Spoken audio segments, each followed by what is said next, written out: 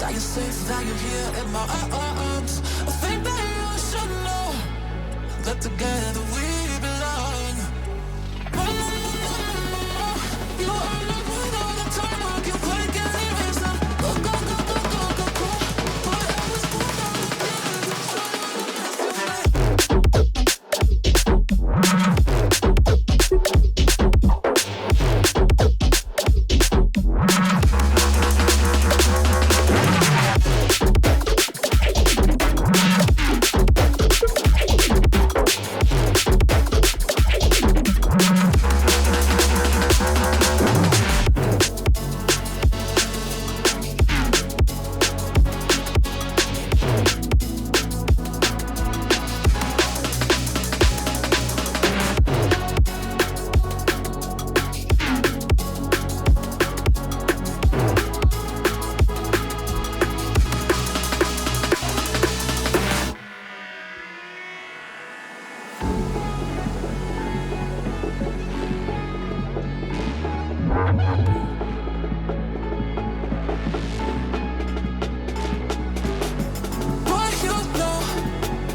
safe, that you're here in my arms. I think that you should know that together we belong.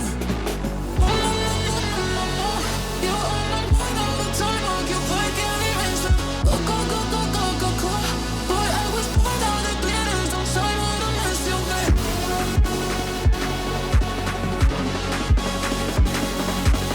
go, go, go, go, go, go. Boy, I was born out of glitters. I'm sorry to miss you, babe.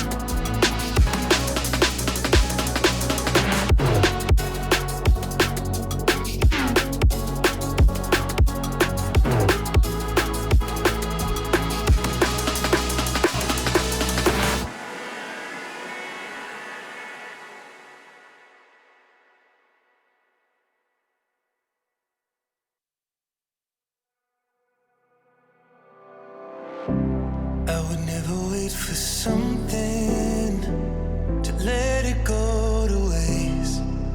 With everything at stake, not that I would take it all back. I just wanna make this thing last, but we're running out of time. We were doing alright, holding on, but I'm losing the fight. Could we run away? I know if we just hit ground, running, closing off all the world with no light coming in, bending before we break. Don't you know you and me, we can run away. You and me, we can run away. Run away, run away.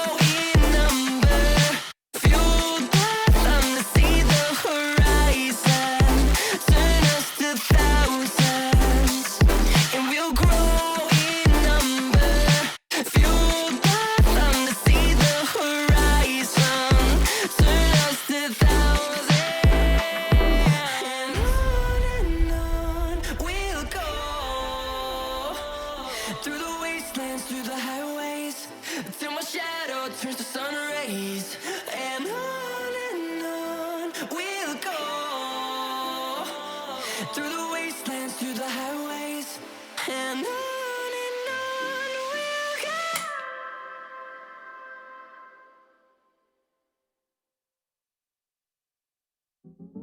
We are not alone. There's more to life than this. Show me what you know. Take me to that place. I'm stuck within these walls. I need a quick escape. You know where I can go. Take me to that place.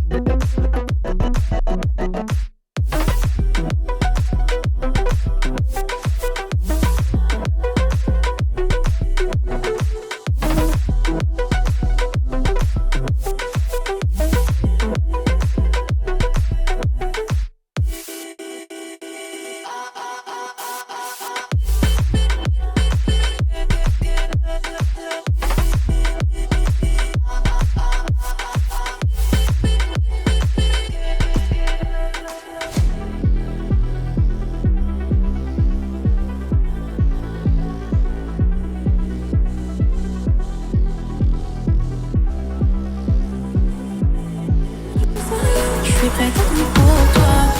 J'ai pas merci, c'est normal, c'est mon choix. C'est juste ça, je suis prête à tout pour toi. J'ai pas merci, c'est normal, c'est mon choix. Je t'aime, je crois que je t'ai vu un peu. Même le matin t'es beau. J'ai rêvé que de toi, t'es mon prince dans le château. Mais quand je prends mon cœur, je te mets direct au front. L'amour c'est compliqué, les sentiments sont profonds.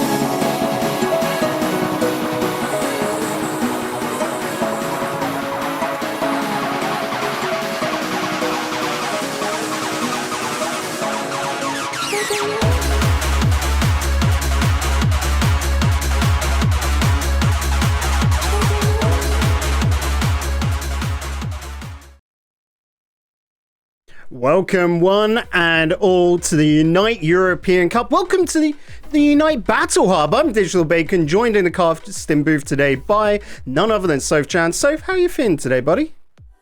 I am so excited, Bacon. Happy to be here. Happy to be casting an amazing tournament brought to us by Pump, the incredible commentator, content creator, events organizer. Of course, the official French broadcast is being streamed live on his channel on Twitch.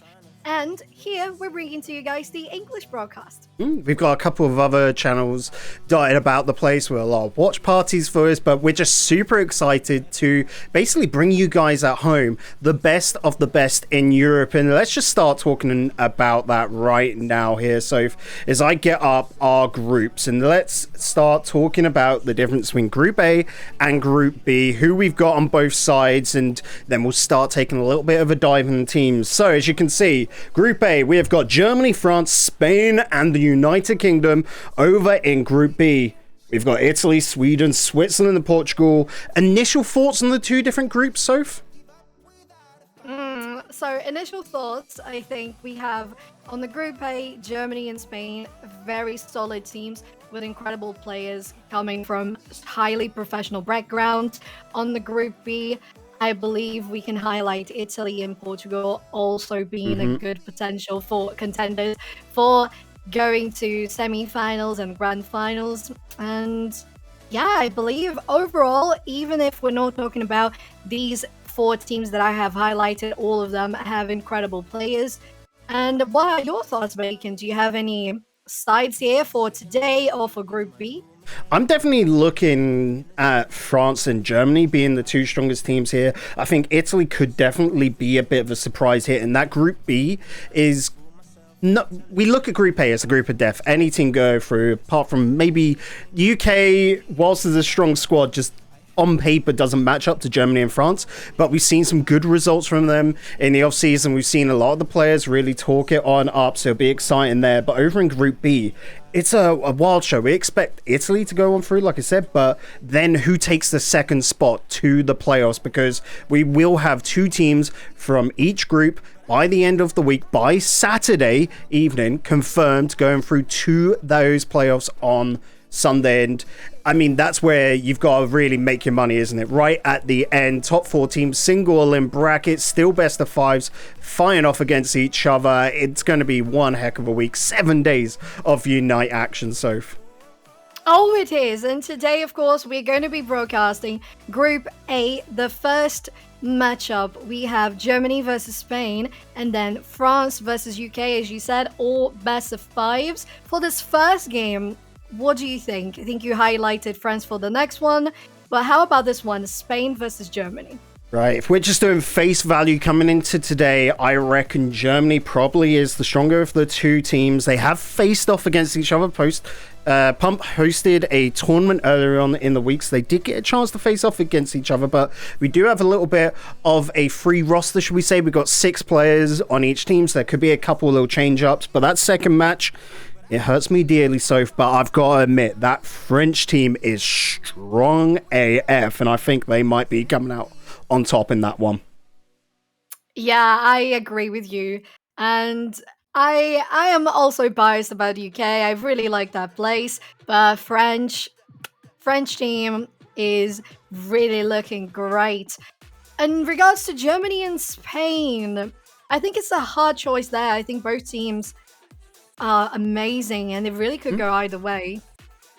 All right, so let's start having a little look at that first matchup of Germany and Spain. Let's bring up Team Germany right now. A lot of familiar faces here.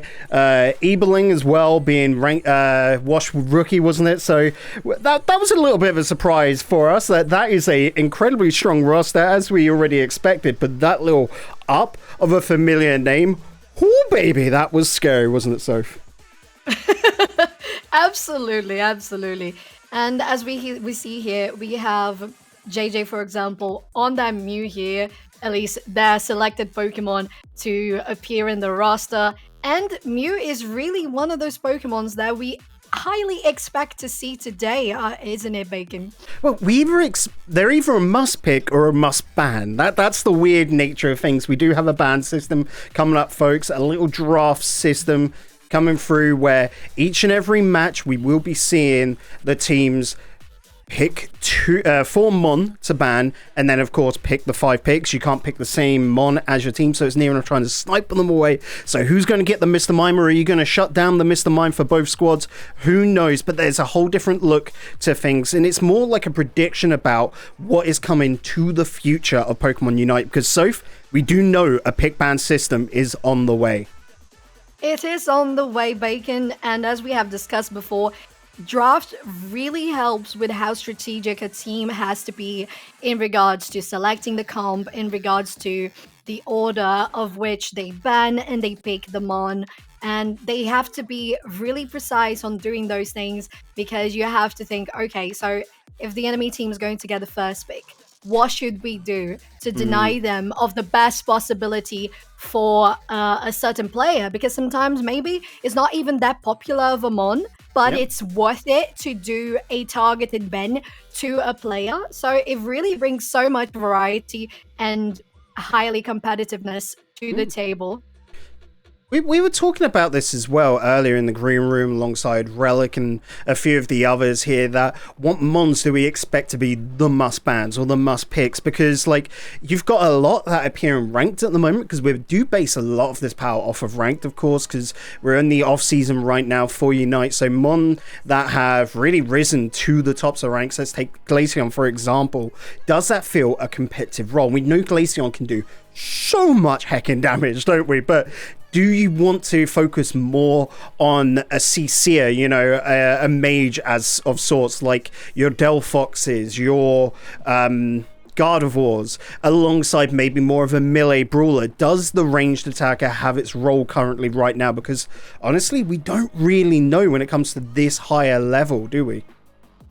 Definitely. And I think the Mons you pointed out, we have Glaceon, super highly aggressive attacker, but at the same time, even though it has the slows here and there, of course, you can build a more CC based Glaceon, but at the same time, it doesn't compare with the power of CC coming from Delphox. So that even though they're attackers, they're different profiles. We have as well Aegislash as the one possibility for those melee bruisers. We have Serena and Lucario doing well as well on the top path. Absol still good in the central area, and a couple of options for defenders as well. We talked how Snorlax looks so solid. Oh, yeah. Recently, we could also sometimes pair it up with Mamoswine. Of course, not on the same team, but as an interchangeable choice. So, it really comes down to how these two teams are going to decide to go for those picks and bans and line up their comp from there. Yeah, we're in a state where I feel like the majority of Pokemon are viable at the moment. We do have a couple of outliers, like, say, Buzzwole, which I think probably needs a little bit of a rethink on the current map. Like, previously was decently strong and viable, but now just feels to have fallen off a little bit. We know there are some issues with, say, Garchomp, but that just feels more like they don't step up to the power of the other Mons. And we're getting to a point where we've got, 41 Mon right now, with Sizzle joining a couple of days, that'll be 42. There are so many to pick from, so naturally you're going to have some which are stronger than others, and it's going to be that continuous ebb and flow of rebalancing to try and change up who's the strongest at that time, and then keep things near enough fresh, because a new meta forming every, let's say, 2-3 months does keep you interested in games. Sure, you've got to relearn it, and a lot of people will complain about that, but realistically, at the end of the day, that's the best for the health of the game, isn't it? Oh, it really is, 100%. It has to be one of the things that interests me most about MOBAs, is how every patch, we get patches sometimes every 2 months or every 3 months, as you said, and some tweaks here and there. We know that as soon as the new season dropped, Mr. Mime was just rocking all over the place so hard that they had to tweak it off patch. So it really is something that is amazing about MOBAs, how much we always have to be upgrading and thinking new strategies and flexing on other mon that maybe we weren't so comfortable with, especially if we're talking about solo queue. But if we're talking about comps and competitive play, like these sorts of tournaments, it changes a little bit the scene. As you said, any Pokemon can be viable as long as you have a player that performs well on it, but also the team that's going to play around that sort of gameplay. Yeah, and there are some Mons, like, for me personally, whenever I look to my ranked games, I find that Mons like, say, Tyranitar are devastators. They're such a nuisance, but in a comp level, I don't see Tyranitar being the pick as such. We might see them pop up at random points throughout the weekend, but I don't think that's going to be a mainstay. When we're looking at interchangeability with these Mon, they don't really hit the high of the level. Let's talk about, a top lane sort of stacking Mon. At the moment, you're probably looking at Serena, aren't you, for that role, to just be such a massive in-your-face aggressor, trying to take big old team fights. If Serena's banned, well, then you've got Machamp as a choice, don't you? Machamp's banned as well, or gets taken by the opponents. Well, you've got Lucario there. If that goes, then you've got Mamoswine or anything left after. There's a lot of choices for that role, and it really makes the versatility of our players an important factor. You can just not be a one trick anymore, because then your opponents, the other nation, are gonna pull you apart on that. Yeah, they are. And not only that, we also have, on top of the new patches, we have Mons being released so constantly nowadays. So it really brings so much variety to the table. And we have seen these Mons arriving with very unique abilities, with very unique gameplays. We have to talk about Mew being the center of that. Oh, yes. When we have the versatility of 3 abilities in one, 3 abilities in the other, and a reset button, which can allow you to just switch between any of those at any given time. And ability also to manage how you're going to use them to reduce cooldowns of the reset button and your Unite move. Talking about buttons as well, let's talk about eject button and Mew in particular at the moment, because we are aware of this currently being within the game, and there will be some bans in place. For example, Mew and eject button as a combination, you're just not allowed to run at the moment. I know a lot of people at home be like, oh, you know, if you're just more of a casual fan to the game, not realizing that there is a slight little bug in the game where Solar Beam can be duplicated through the reflect using near enough the mirrors, you know, the light screen, sorry, to throw through. So understand that. We just say that's the combo which isn't allowed, but everything else is fair game because the rest of the Pokemon is fine, isn't it? Yeah, it is. And I have to say, well, it's alright, we don't have Mew with the eject button. As my guilty pleasure, I run Mew with the eject button. Oh, filth! That's my solo queue main! No, I'm not. I am the okay, so I am the Mew Glaceon filth. Okay, let's just have that established. All right. I mean, I run Glaceon on Mir. I run Serena, which is very strong at the moment as well. So yeah, and Gengar, I'm not gonna lie. So yeah, I mean, you just pick when you're playing ranked. It kind of feels foolish not to pick the strongest picks, you know, because then you feel a little bit of disadvantage. Everyone hates how powerful Mr. Mime is right now, but if you don't have a Mr. Mime in your team and your opponent's got Mr. Mime in your team, even though it's not done and dusted, you're still there going, oh, I wish we had one, you know? That's just a natural factor of the game. Yeah, I remember when I started playing this, and just to state that I have been playing League of Legends for over 10 years, so I am absolutely familiar with MOBAs. At the beginning of the game, do you remember when Zeraora was like absolutely busted? Oh yeah. I used to be like, oh my god, this one is ridiculous, I hate it. And then it dawned on me, yo, you should play Zeraora. Yeah, that's it. Don't hate it, just join it. Don't hate it, just join it. Yeah, just come to the dark side of the force. One as well I think we haven't talked about that still has a place in this game at the moment is Pikachu, right?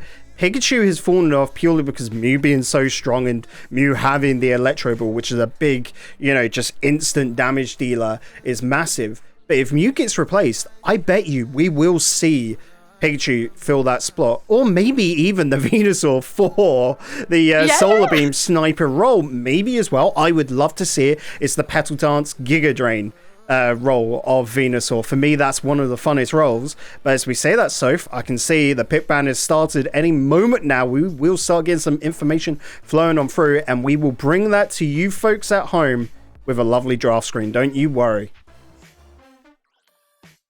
So excited about this. This is the first time we're going to be getting in contact with draft in Unite, isn't it?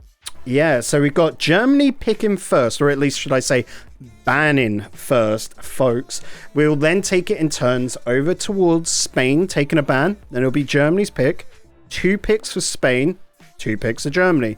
Then we'll also see Spain get 1 final pick to finish out the first half. Then we'll get 2 more bans, 1 for each side, and then finish off the pick. So whilst this is new for a lot of Unite viewers, Soph, and especially new to the viewers of the Battle Hub channel here, as we have a very different ban system in place for our open series, which, funny enough, let me just quickly pop that up on the screen right now for the folks at home.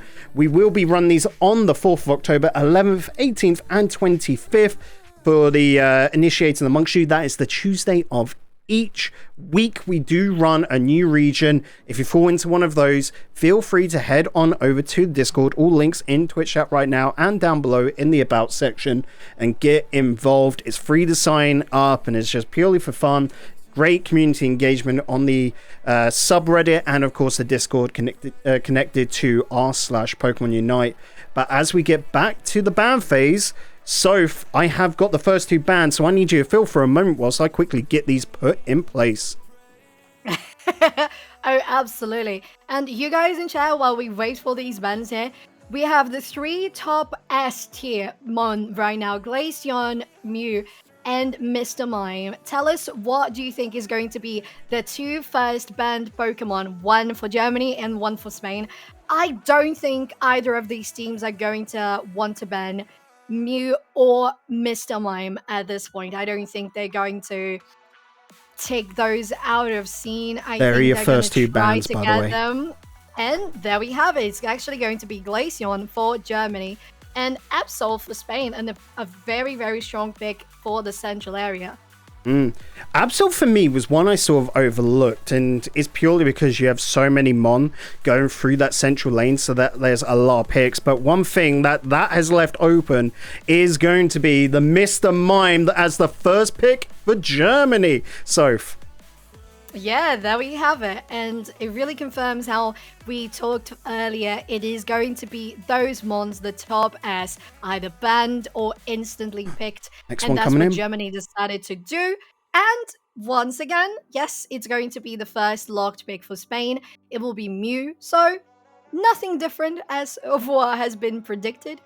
And we have then the two teams, one with a top tier and one with the other top tier Mon. I believe in regard to Spain, they would have to build a comp on top of Mew. And I think that for Mr. Mime and on the side of Germany, they can really go for anything like traditional or solid, because Mr. Mime is essentially an all-rounder, isn't it, Bacon? yeah. Mr. Mime right now is not a supporter. He's in that role in the game, but that is complete and utter lies. I don't care who you are. Mr. Mime can be an incredibly high damage dealer, but also such an incredible tank. I know that we do have Mew in the wrong place, but don't you worry, folks. We'll see. Can you guess it? I definitely didn't expect these two picks to come out first from both sides. Oh, they've actually just quickly changed it on out. But we've got a Charizard and an Azumarill. Whoa, which Charizard is a wild pick, but it wasn't one I wasn't, not expecting. Charizard's very viable at the moment. But the Azumarill, I think that might just be a change up. Okay, I have just got confirmation in my ear that that's not an Azumarill. Someone misclicked. It's going to be a Machamp. Okay. Whew. Yeah, that makes so much No, more they keep sense changing for this. I'm frustrated. Now it's a Blissey. What? What's happening? I mean, oh my. I think anything is better than the Azumarill. Poor thing is really nerfed to the ground. Hopefully that's the last one, because this will actually see us get... there should be one more pick coming on through. So I just check this, actually... No, I've got things completely mixed up. I'm so sorry. Folks, again, like we said earlier, this is our first look at this. The Charizard is actually over on Germany alongside the Blissey. And the Mew, yes, is on the side of Spain, but alongside Mew is the Lucario. We've got new systems coming on in. It's just a little bit confusing, but okay, right. Let's talk about... Halfway, there will be another pick coming on through to replace the Blissey over on Germany. That one needs to move right now. So confirmation, Mr. Mime, Charizard, Blissey, Lucario, Mew, and to be confirmed. Yes. Okay, and good. I realized where the confusion came in, right? Is the name and scheme of these, but it looks to be an Aegislash has just been typed on in as that last roll for Germany. Whew. That makes much more sense. I get the Aegislash here. At the moment, they're a very powerful Mon. Yes, they are. Oh my, so annoying. The dashes, the damage, really slashing. And I absolutely hate playing against this one in the ladder. But now that we actually have a more reasonable setup, we can actually talk about these comps so far. So, Mr. Mime, Charizard, and Aegislash. So, very nice that we have a non-evolution Pokemon with 2 3-tier evolutions there. Very, very strong and leaning towards the late game. And then Lucario, Mew, also no tier evolutions, and the Blissey, which is a 2-tier, comping up there with the support and Lost. I think the players are getting a little bit confused here because I've just seen them try to over in Spain. They just tried to ban Blissey after picking Blissey. So you know what, guys, you do you. But this is the halfway mark of the pick and bans. We got one more ban coming from both teams that should come through very quickly, and then we will have the final 2 picks for each side. I'm excited for this. So far, halfway in, we're seeing pretty much like for like roles. Maybe not with the over in Germany with the, say, Charizard. There's in a very interesting role. Can sort of feel, I don't know, a sort of area. It's peculiar. It looks to me like I would run the Charizard up in the top lane, but I would also want to run either the Aegislash in the central area or on that top path as well. Over on Spain, Lucario, you could do top path or bottom path, but Mew, I feel you want on that bottom path. Blissey on top. I have to say that I've been leaning towards more Mew on the top path to guarantee that you're going to be there for the Regieleki and to secure that the wild Pokemon are going to be on your side, and to be able to potentially snipe the Regieleki if there is no team to back you up, if they have been knocked out recently in the last fight. So, yeah, I think I might want to see that Mew there. But as you said, Lucario can do top path or bottom path. But we have now the Blastoise and the Decidueye. Interesting bans. Decidueye, very interesting there. I'm wondering if it's more a throwaway ban. They didn't really want to limit themselves. They didn't particularly know, so it's more this can't hurt either side, but it definitely can't hurt us, because that was the second ban coming through. That was from Germany, so they have to then give a pick on over to Spain, and that will be coming in any second now. I can confirm just before it pops up on screen that it's going to be a Slowbro. Oh, so Slowbro for the side of Spain, is that it? Yes, a Slowbro for the side of Spain. Ooh. Yeah. Aside from Lucario, we have a pink team here. It is a very pink team. Oh, but Tyranitar, we said this earlier, was an interesting pick because we weren't too sure whether we would see Tyranitar or not. But it looks like Germany has indeed gone for the Tyranitar. And of course, because the Blissey is already taken, they've gone for Aegislash. As you need a dedicated healer there, and Hooper just doesn't really, cut the mustard at the moment, does it, Soph?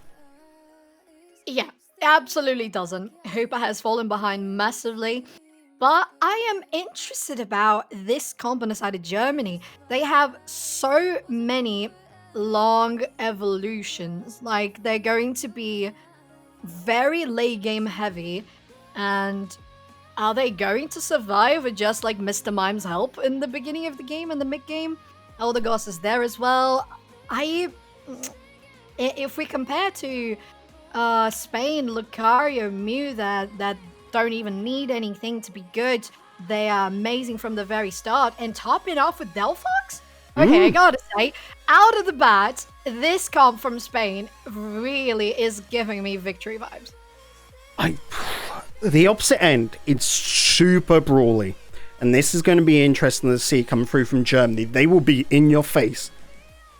Not much range, the Charizard could be running Fire Blast and the Flamethrower, sure.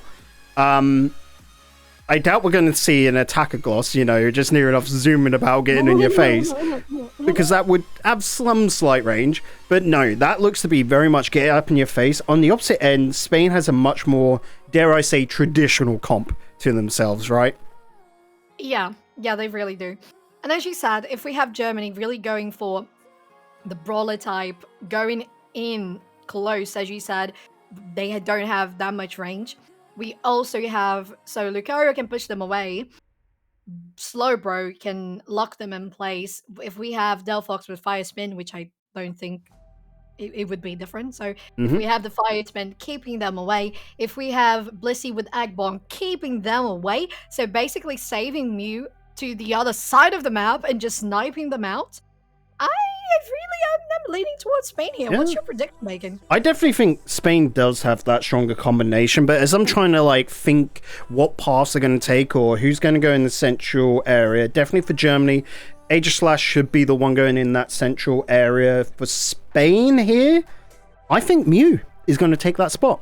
Mew at the moment, if you can get them high and powerful, they can really dictate plays. That would then leave your Lucario and Blissey the top path to take, and then the bottom path seeing the Slowbro and that Delphox near enough. Slowbro just stopping them in place with the Delphox to put a lot of damage on the Slowbro, and the Blissey being interchangeable there, possibly. But over on Germany, I would think you'd probably put that Mr. Mime alongside the Tyranitar to try and focus on getting that Tyranitar up higher, because until they're into Tyranitar's like final Evo, they can be a little bit weak by comparison. You've really got to level them up. Absolutely. Yeah, I agree with that. Mr. Mime would be Tyranitar's buddy. We'd have Charizard and Eldegoss and Aegislash in the central area. I think that would work best. But getting into game. It's scheme. Oh my god. The first so match. Excited. Bacon. As am I. Again, we just saw Serena blip past. I was surprised that wasn't in neither pick or ban. Perhaps the Stomp to nerf really affecting the comp level, because Triple Axel is more just purely for damage, whereas Stomp gives you a bit of HP back, so normally that is the pick there to go with. But as we start getting into this one, this is going to be a spicy one. Germany coming in as the favourites, but who knows? Spain, with their namesake, the Delphox coming out from Odesu, could be the play. And I'm so excited for this to get all underway, folks. Twitch chat, who do you think is coming out on top? We have mere seconds, 10, 15 seconds to load on in, and then we will be underway. We'll be underway. Thea Sky Ruins. First game of this wonderful tournament, European Cup. Oh my, this is going to be awesome. And this matchup is just so incredible. I think we cannot avoid from comparing those teams when we're talking about country teams, comparing them to World Cup. We cannot not think about that. So Germany and Spain, they're really power boost there, and this is an incredible matchup to have in the first game. So Group A, this best of 5 starts now. As we get underway, I know, folks, we'll get the sound sorted out in a second. We can see a very, very deep push and invading Aegislash. Now I've seen it all, Soph. Oh yeah, we have, and they're really going on for it. They're deep in the central area here, but 2 people are going after him, and they have to retreat, at least try to position themselves well to steal them, and I believe they have. Maybe they have just gotten one of those, but they're really close of actually knocking down a Desu as well, but they end up falling in return. David, with a lot of struggle from Nasu there. The Charmander being able to do a lot of damage solidly. 3 stack towards the top, pretty expected. The Aegislash having to go back, of course, to spawn and try and get back in the action. But in this bottom lane, you're starting to see a lot just trading blows, keeping each other at arm's distance. But that Mew stepping on in that bottom lane will be able to help out. Up on top, pretty standard, pretty even trade of the Clouds. Look at how deep we see Spain stepping on in, trying to instigate this attack. The Mew getting a few blows on in. The Blissey taking so much damage, trying to soak it one. Will they be able to get out of dodge in time? Human does make it back to base, and they will live to fight another day. Yeah, yes, they are. The Blissey is still there. And this bot here, really interesting to see that we were thinking, they get back in time? No, unfortunately not. Not the Scald is gonna get them. That's a Skull Bro right there, going a little bit more damage dealing from this side of Spain. Yes, they are. And on the contrary of what we thought, we actually have Mr. Mime and Eldegoss in the bottom path, but they're coming here for the central area to fight for these Clouds once again. And it seems like Spain are really doing a good job in controlling these sorts of invades and just getting the wild Pokemon in the central area on the mid or on the side of the map, they're really doing a great job in controlling it. Slowbro trying to put those skulls down, and that Aegislash now a Doublade, of course, just trying to get out of dodge, being a massive nuisance, but is caught completely out of shape, only doing a bit of tick damage to try and keep the opponents just occupied, allow time for the Charmeleon to get a lot of farm, and of course that Pupitar right there in the central path to get up to the Tyranitar, and they are indeed a Tyranitar. Germany are playing the long game on this one. Yes, they are playing the long game. And speaking of long, the amount of space traveled by Marv here, just going into the enemy central area, is really, really long. And they are going deep into every one of these fights. I believe that maybe they have to stop a little bit with their sort of gameplay, but, well, they are not. They're engaging right in the knockup from Eldegoss, but the damage coming from Delphox is too much here. Maybe Charizard is going to fall as well. It's actually Lucario going down. The Unite move popped, and the snipe from Desu there. Once again, one more Mew guaranteeing the knockout on Charizard, and it's 3 people from Spain here taking down as much health as they can on this Regieleki. Skullbro zoning them out to secure the objective, but Tyranitar is coming in as well, Bacon. Oh, there was a 1-mon advantage for Germany at the start of the fight. Delphox is going to be able to get Regieleki right at the end, but so far Spain just a little bit over-leveled that push at the start, giving them such a massive reward. They have broken lanes, so it's not the best result coming out from the Regieleki. Germany aren't incredibly hurt, but now they need to start turning it around. They can't let this one slip away. They really cannot. And the rotation coming here from Spain to the bottom path, 4 people, they left the Skullbro on top, but the Unite move has been popped. The Festival of Lights and Fire is down, and Lucario is trying to get on top of them and engage, but it's not quite enough. The Mime Unite move, Bacon. But Human just won't drop. You can't knock them out. The Regirock fight underway, trying to get that defense and special defense buff. They're going to have to leave it because they don't want Human, of course, with an egg bomb to be able to snipe it at the end. Human just sticking on in to just drop the Mr. Mime from the Delphox. Look at Gatlu on the Tita, still just sticking about, but the Mew doesn't want them, trying to use the stuff to get away. Here comes the cavalry. Fremont to back on up, trying to take names, trying to get those KOs for the Slowbro, looking to be the first, dropped by the Eldegoss of all Mon. Where is that Mew? Let's have a look at that Mew. Oh my, they're probably going to be able to recall there, but how deep are they? They didn't even have the confidence to go drop that in a goal, of course, because you don't know where your opponents are, but that Mew was in a prime position.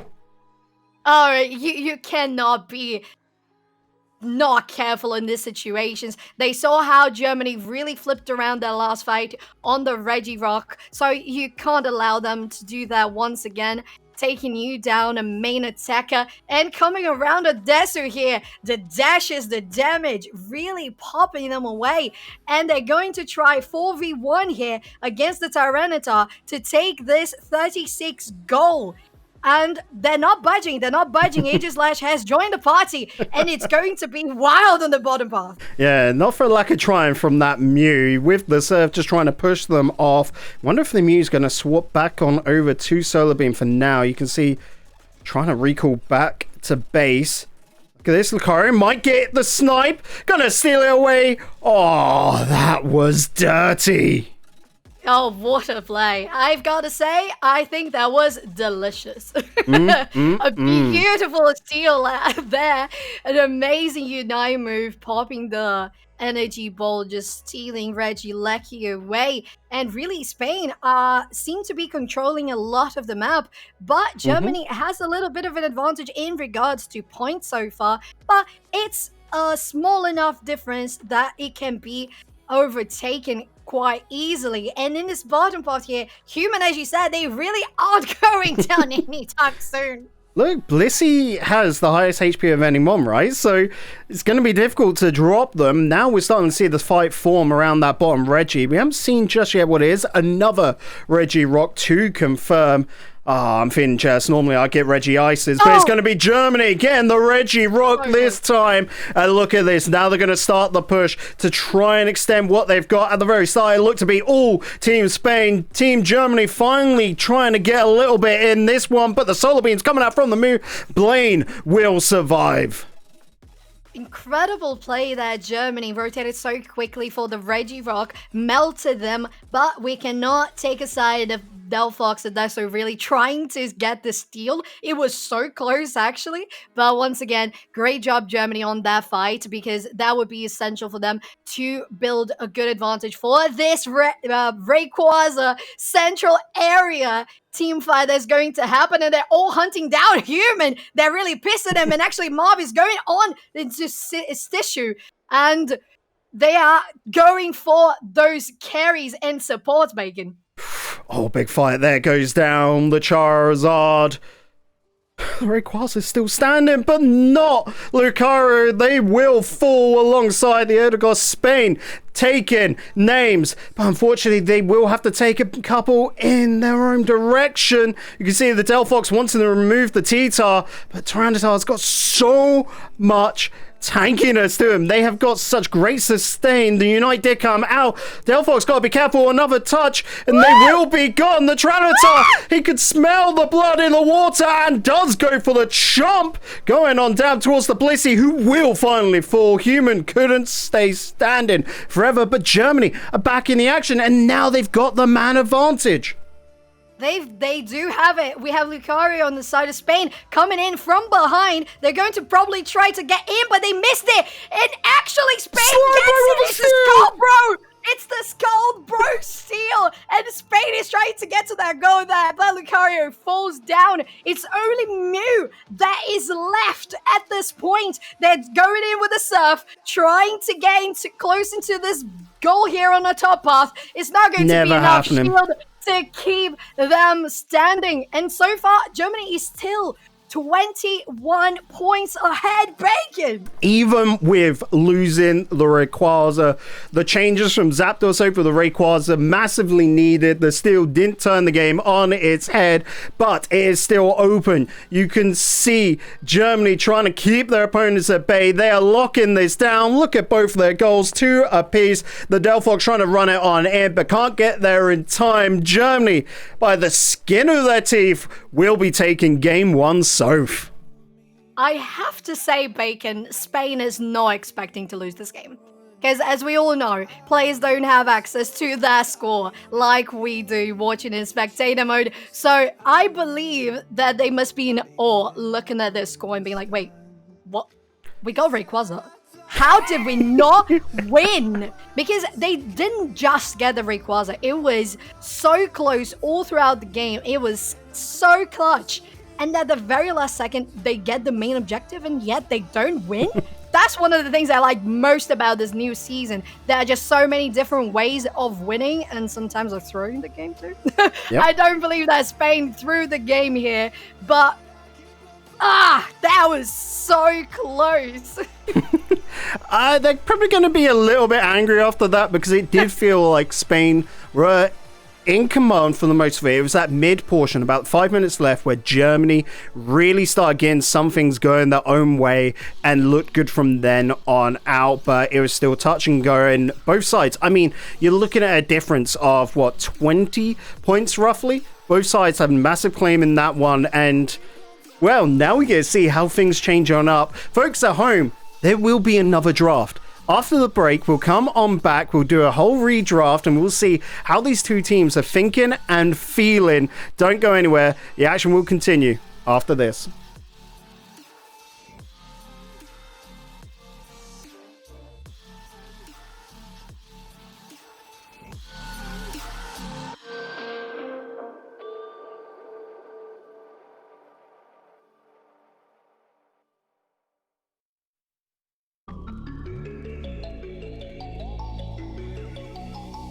I'm sorry that I didn't hit you back when you call my line. Or did you even need to talk? know you wasting time, declining all your FaceTime calls. Cause you're not my vibe, but God just let me go to sleep. Someone get high with me. Yeah, cause I'm running away. I'm looking for space. Looking for space. I'm healing from all of the pain. I'm running away. Cause I feel lost right now, and it's hard to breathe. And I've lost myself. What happened to me?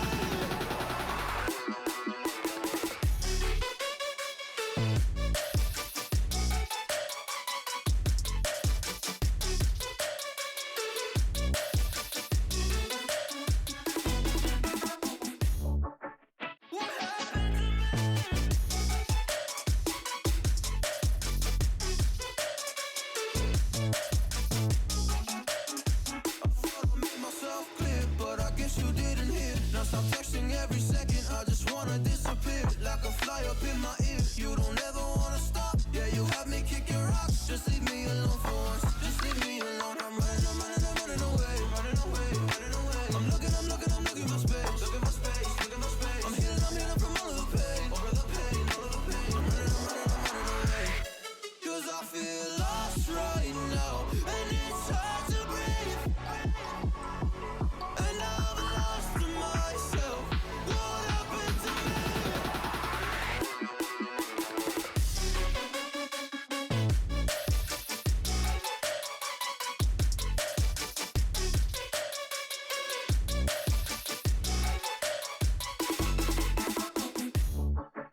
What happened to me?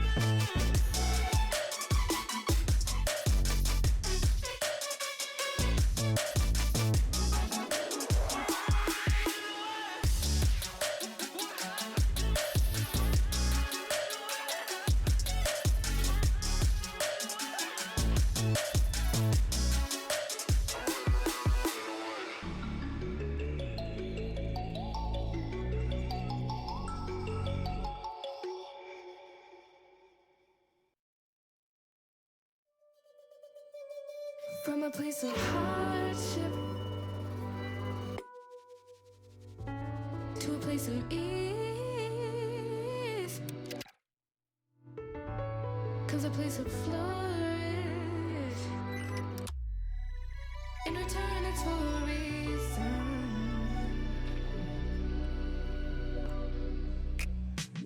That I couldn't say it. Yeah, I don't find time to debate if I deserve growth, or if maybe I should preserve coping by hating you, adoring you.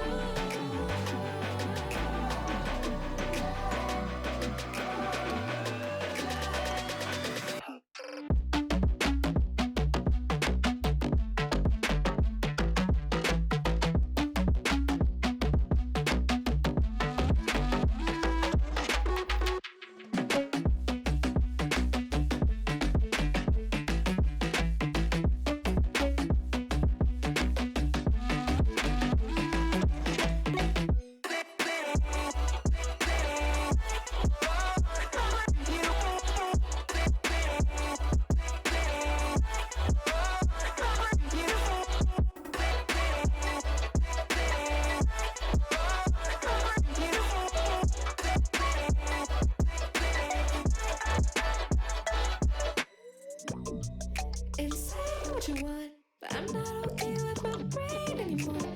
I'm not okay with the way that I cope. Hardship, misfortune, so maybe before, maybe before, maybe before, maybe before. Find the time to start a good reason to admire my trials. I need to find myself and cry before I can.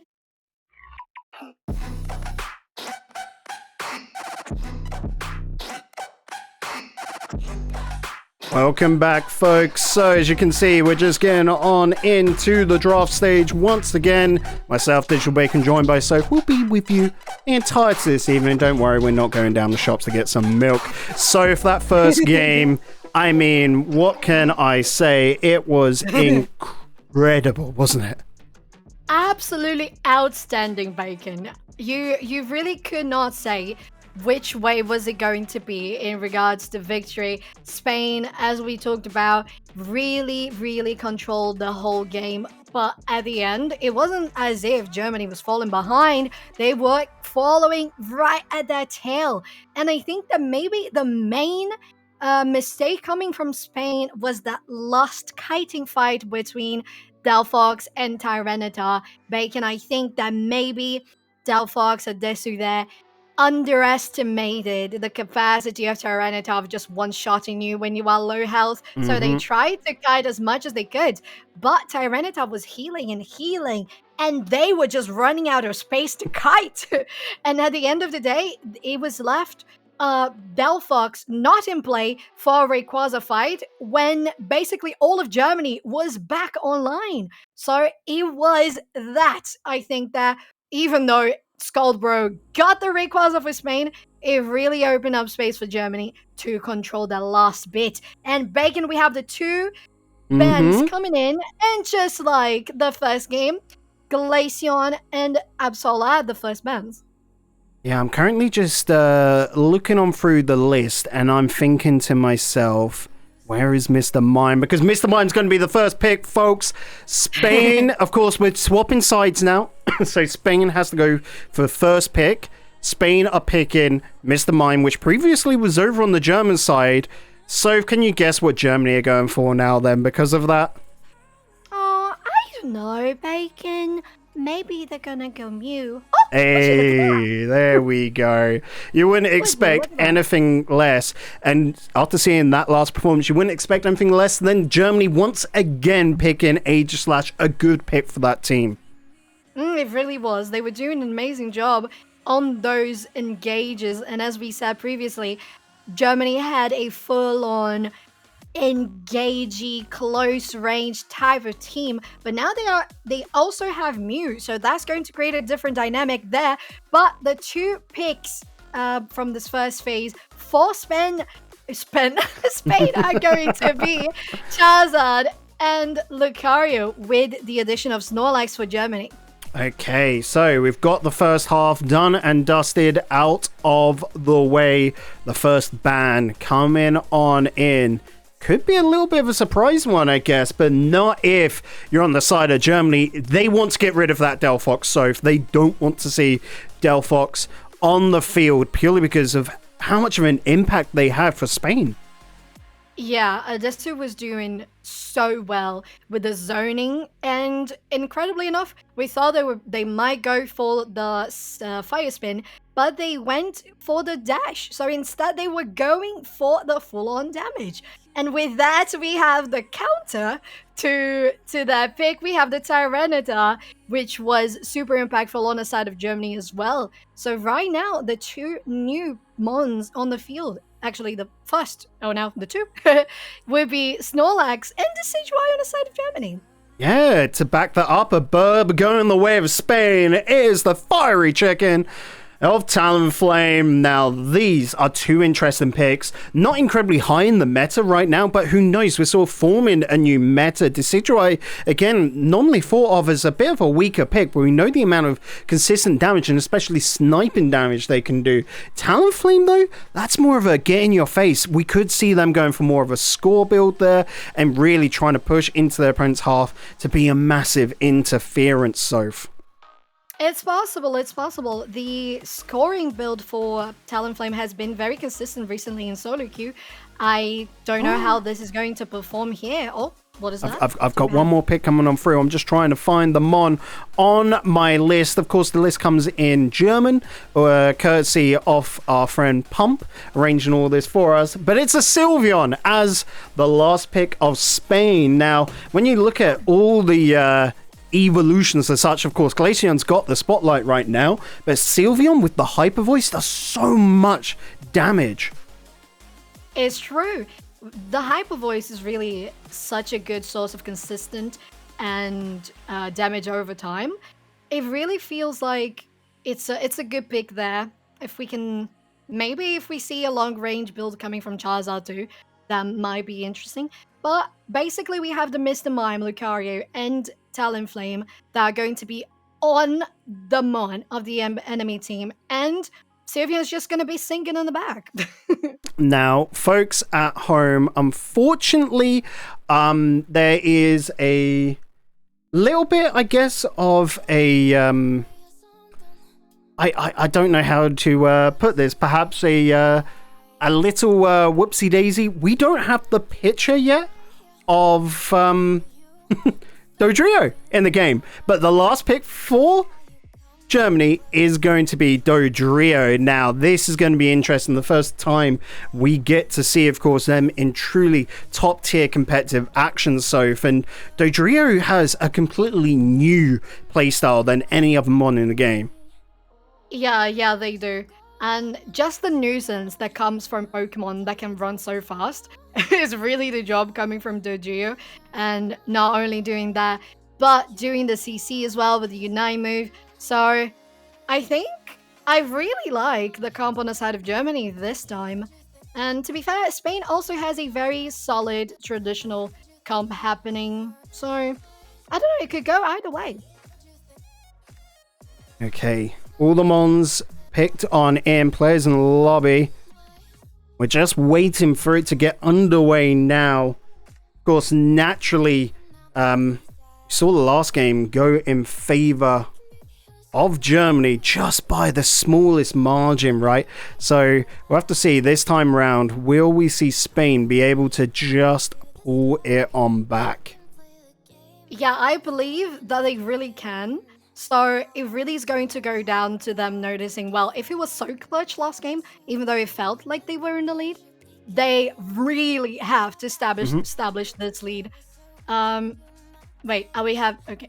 So the sides are switched. I'm confused now. Folks at home, I'm learning a new system because I'm having to do production at the same time, and the sides did swap, but that's because we had to swap it for the in-game portion. It's all hunky-dory, don't you worry. You can see right now as we're heading on into the game, any moment we will be getting underway. You can see the item picks as well for both sides. Interesting here. As we look over towards that Dodrio, though, you wouldn't expect anything else. That is going for a stacking build. And the score. Oh, yeah. And so is Sisho with a Talonflame. They're going to go for stacking.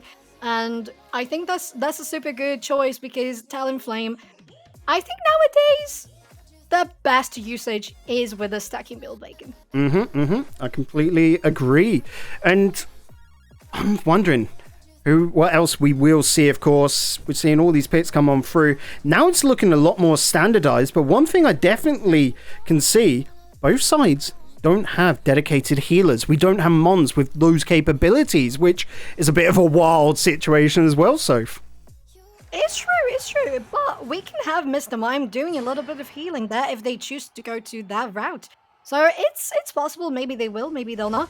Who knows? But so far we have here the second game of the best of 5, Spain and Germany. Of course, they have switch sides. Spain on the purple, Germany on the orange. Let's get into this, Bacon. The central path just like passing by each other as we both have invaders going either side. Unfortunately for Gatlu, Adesu's not going to do any more damage. It's just saying, get out of my swamp. But they will get a Sylveon in the end. And oh no, that's going to be one scared Dodrio. Oh, there we go. The patience on waiting to go for the hyper voice, but the dodging on Dodrio is actually not enough. But really, these two teams are going heavy on the invades, and this Talonflame is going to get poor little Owl before they can do anything else. The fiery chicken does so much damage in small bursts. And I was a little bit worried because, of course, the Rowlet doesn't do much damage as well. That's another mon which you really want to see get up to the Decidueye before they can have a massive effect. Right in front of that goal there, the Mew left 1 versus 3. That's a scary situation, but the Doduo might be able to get a couple dropped away, and does indeed. They're now a Dodrio. Oh, yes, they are. 17 score was put on that goal there, and it's 3v2. But actually, Marv is going to fall short sooner rather than later. And so speaking of falling short, it's actually 2 people knocked out with just Lucario left standing, Bacon. Yeah, a little bit lonesome perhaps up there. Maybe getting a little... Ooh. That was a very nice little finish. Even chasing on down the Mr. Mime once after the Snorlax. And just see the berries will be theirs. So, let's step back, get 2 little scores off, build up a little bit of experience off the back of them. That Legenda should be up to level 6 now, and is indeed. Dodrio has got to quickly get out of dodge. Doesn't want to drop that Sylveon once again. Yes, they do not. And we have to say how much Spain has been building that aggression that they started doing in the first game, but they seem so much more confident now. Not only that, but it feels a little more urgent in getting those KOs. And the presence on the Sylveon, Adesso really shining on the side of Spain.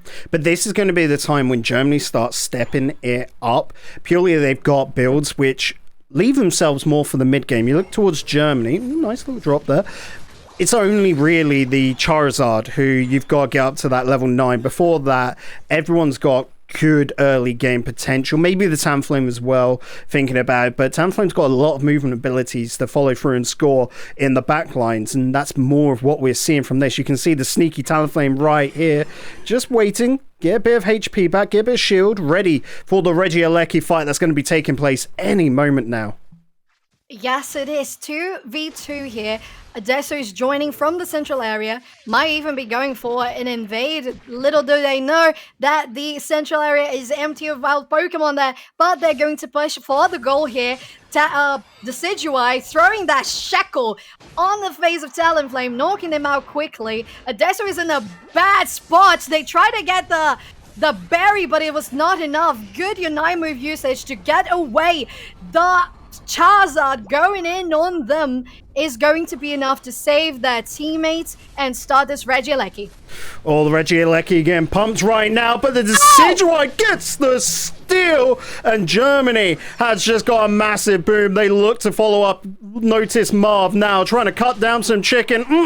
Roast dinner, tasty, tasty. And now thinks about a dragon as well. That is a fancy feast if you've ever seen one. Removes it, and well, Decidueye just gonna drop it like it's hot. Oh, Marv waiting.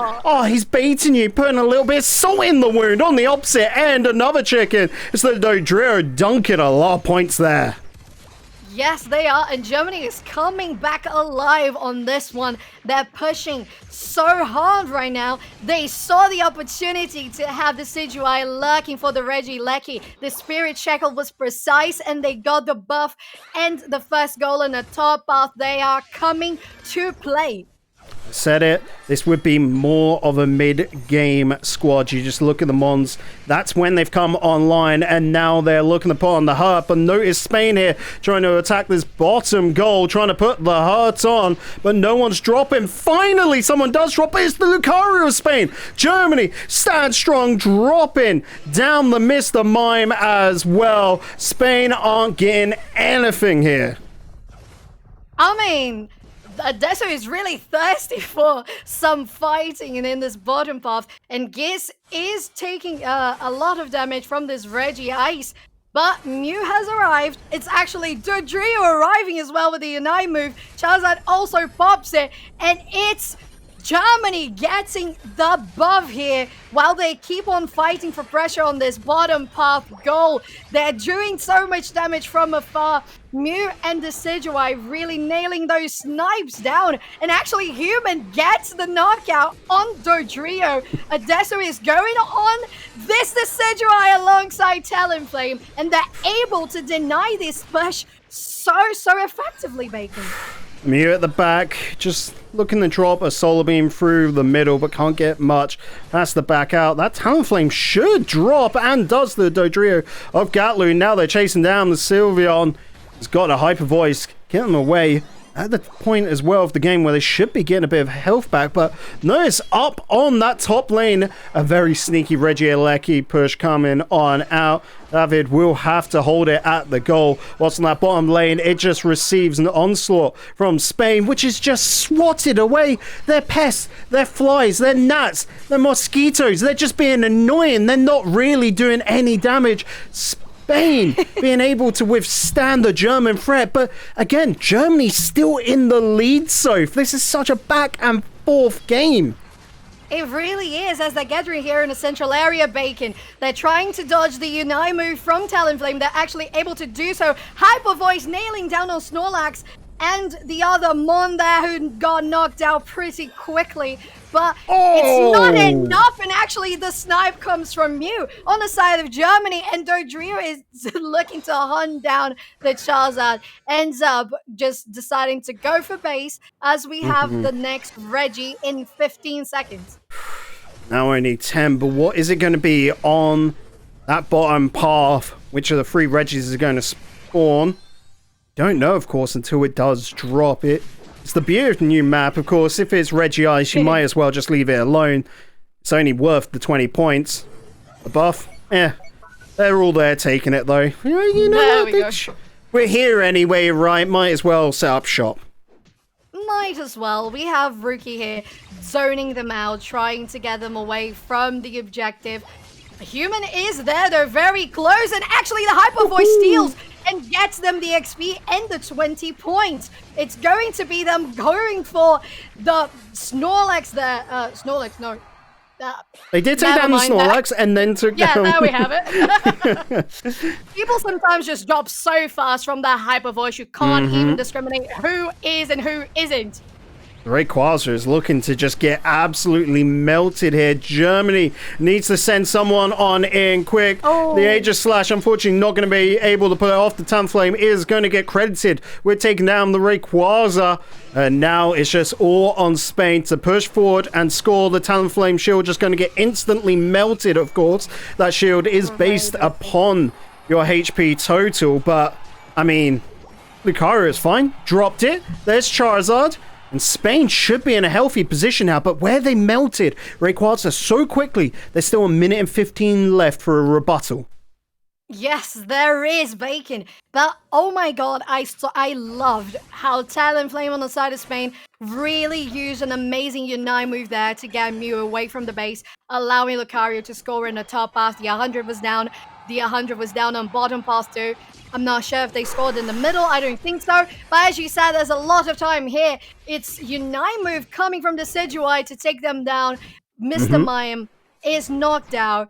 They're pushing a little more, and they are going for this outer goal here. Yeah, they're so close to getting it. It's 40 points. Turning into 80 on this outer goal. They're still 50 points behind. And actually, well, not 50 points anymore. 140. But the big push, yes, the push here on the bottom path is once again taking pressure on the side of Germany. And once again, the Unite move from Talonflame is incredible to deny them the presence on that goal and keep them away from scoring. But it's 2v4. Never mind, it's 2v2. It's going to be 2v1 and 5 seconds guaranteeing the win to Germany and a 1-1 Bacon.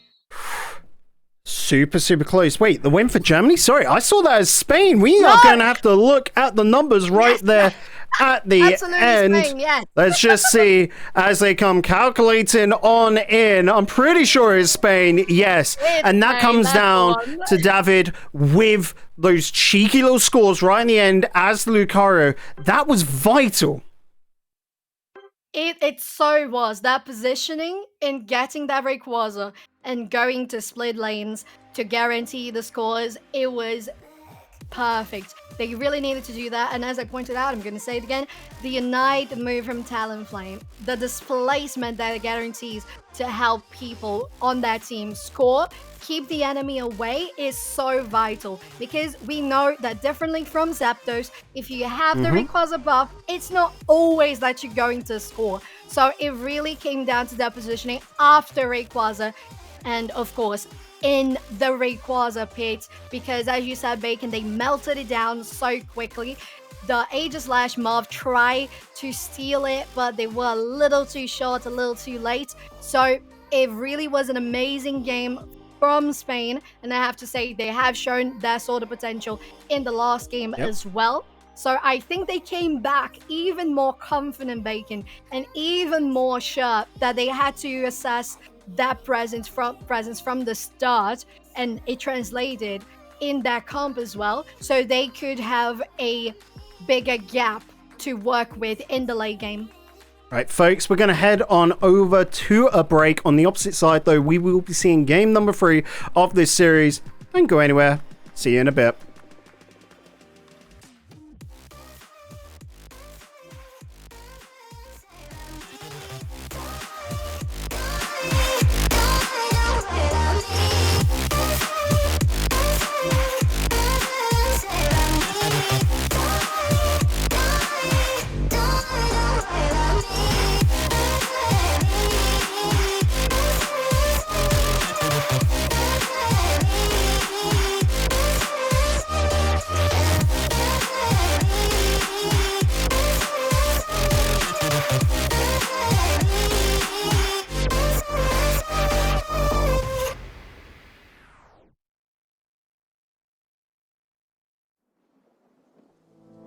Give me all you've got if you're prepared to break the silence.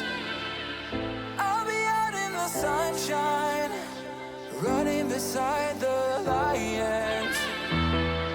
I've been feeling down, but I've been looking up, afraid to fall. God, I've been so down, can you pick me up? Don't let me fall. Can you show me how to fix this mess? I am down and on my knees and I may fall as I'm so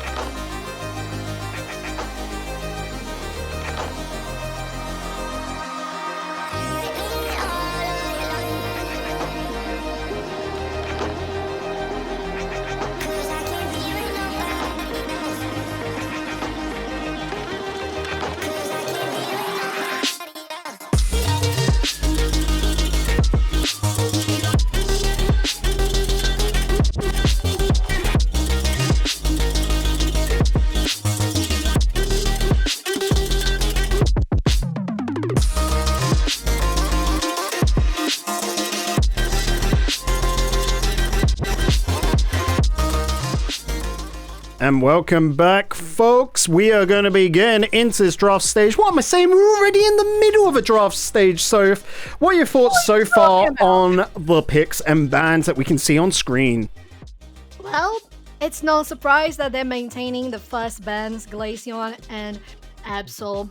We have the team swapped once again. Germany on the purple, Spain. Wait, they are swapped. They're swapped back again. Can be... No. Yes, they're swapped. The graphics are right? All right. Okay. The graphics are right, yes. Germany is on the left, Spain's on the right. Yes, we're correct. Bacon did a good. Let's go. Yes, Bacon do goo. And then we have it. We have the 3 first picks for both of these teams here. Mr. Mime, Aegislash, Charizard versus Mew, Lucario, and now the Blissey once again. As last game, we didn't have a proper healer, as you mentioned, Bacon. Yeah, that was an interesting one. I'm not going to lie. I didn't really notice much difference, that surprised me most. I was like, fights pretty much follow the same, perhaps a little bit snappier on the fights, actually. They weren't as prolonged, but as we can see, the final bans coming on through. Tyranitar once again, which is strange, because it was Germany that first picked Tyranitar, of course, back in that game 1, but Slowbro being taken out by Spain, so that we don't have any more Scoldbro action. Yeah, Skullbro is out, Bacon, but who is open? It's a Delphox. It's the mascot for Spain. It's a Desu. Maybe going for that pick once again. It's very possible, and they indeed destroyed it. So, right, the big pig is in play. I am so excited for this Mamo play. Let's go. We love it when defenders get right up in your face, pushing you about, and, well, heck, Mamoswine will pick you up, turn around, and then slam you on the floor. This is going to be great fun. Oh, it really is. They're going to pick you up, slam you down. Charizard's going to pick you up, slam you down. Just so many seismic tosses going around. That's it right here, Mr. Mime's going to pick you up, throw you down, and then Aegislash is just going to finish them all, just going from one mon to the other. well, that would be great if Spain didn't have that mule on the background throwing those solar beams. All up. And Bacon did a thing wrong once again. Just expect this, folks. It's fine. Mamoswine is actually a pick for Spain. And over on the opposite side, in response to the Blissey, we will see the Aetherglass come out once again. But another defender, which I know you're going to be so excited to see, Soph, is the Greedent. The Greedent is the final pick for Germany. Their mascot animal and the nuisance, the oversized rat, the super squirrel is going to be invading. We know it. Oh, yes, they are. They're going to be right on your face every time you think you're just farming in peace, just taking down wild Pokemon. They're going to be like, blop, blop, blop, blop, blop. Running after you, stealing things, going away. Oh, I hate it. But this last pick, I'm so excited. Tell me, Bacon! It's a Cramorant coming on out for Spain. No way. This is a pick which always interested me because, of course, naturally we saw Cramorant rise to form once again with the emblem system, right? Being able to reduce the cooldowns and such. But then I was always thinking, tournament mode, the mode we're running on, guys at home, we don't have emblems in play. They're currently disabled because we're just sort of waiting, basically, I reckon. We're looking at you, Timmy. Where I think we're waiting for the second generation of Mon. When they come out, when we have enough emblems to cover every single set with 7 emblems, that's probably when we will see them come into competitive play like this. But for now, Cramorant stepping in, I'm wondering how effective they're going to be because I haven't yet been able to see Cramorant at the tippy top of competition. Yeah. But at the same time, I'm visualizing this wonderful play. So think with me. It's Blissey going with the invincibility shield for the allies, and Cramorant just jumping in, diving out, and not being able to be displaced. So basically, they might be able to get all the damage in while Mamoswine is trying to get them locked in place. So I can see some great things happening here. And on the side of Germany, I think they're going to be, if I was playing against this team, I would be crying because we have Mr. Mime, Greedent, Aegislash, and Charizard. This is a very both sides are very capable, actually. This is going to be super down to the wire because, yes, Mr. Mime's there, but you're on the opposite side. Lucario and Aegislash have very similar roles. It's going to be interesting to see the Charizard versus the Cramorant because the idea is just basically be damage dealers there. But then we've got two different ideas when it comes to the defenders. You've got Greedent, who's going to be invading. Face it, that's what Greedent does, whereas Mamoswine is going to be moving you about. And then, of course, Blissey is all about soaking up, being sort of a half tank major healer, unless they do go for the safeguard route, of course, where it is just more about being a nuisance and then keeping everyone topped up with defense, whereas Aegislash is solely on healing and getting everyone tippy top, trying to buff them up, make sure that they don't get slowed down, all that good stuff. But talking about all that good stuff as I transition over to our faces, we are getting into the lobby, so any second now we'll be getting into game. Oh yes, we are. But covering up on and topping on what you said in regards to Eldegoss on the side of Germany, I really can see how much that is a great pick as a healer for that team. We have the Greedent, we have the Mr. Mime, we have the Charizard and the Aegislash. So the ability of healing coming from Eldegoss on those Mon is going to be so amazing. Because think about Aegislash, kind of squishy, but able to finish off Pokemon so easily. So maintaining them in the fight longer, amazing choice. Charizard as well, as long as they're up in the air with the Unite move, destruction, devastation. And Greedent, which is also a form of a healing coming from the side of Germany, well, they're going to be able to run fights for very, very long, Bacon, as we dive into this third game of the best of 5, Germany versus Spain. Let's go.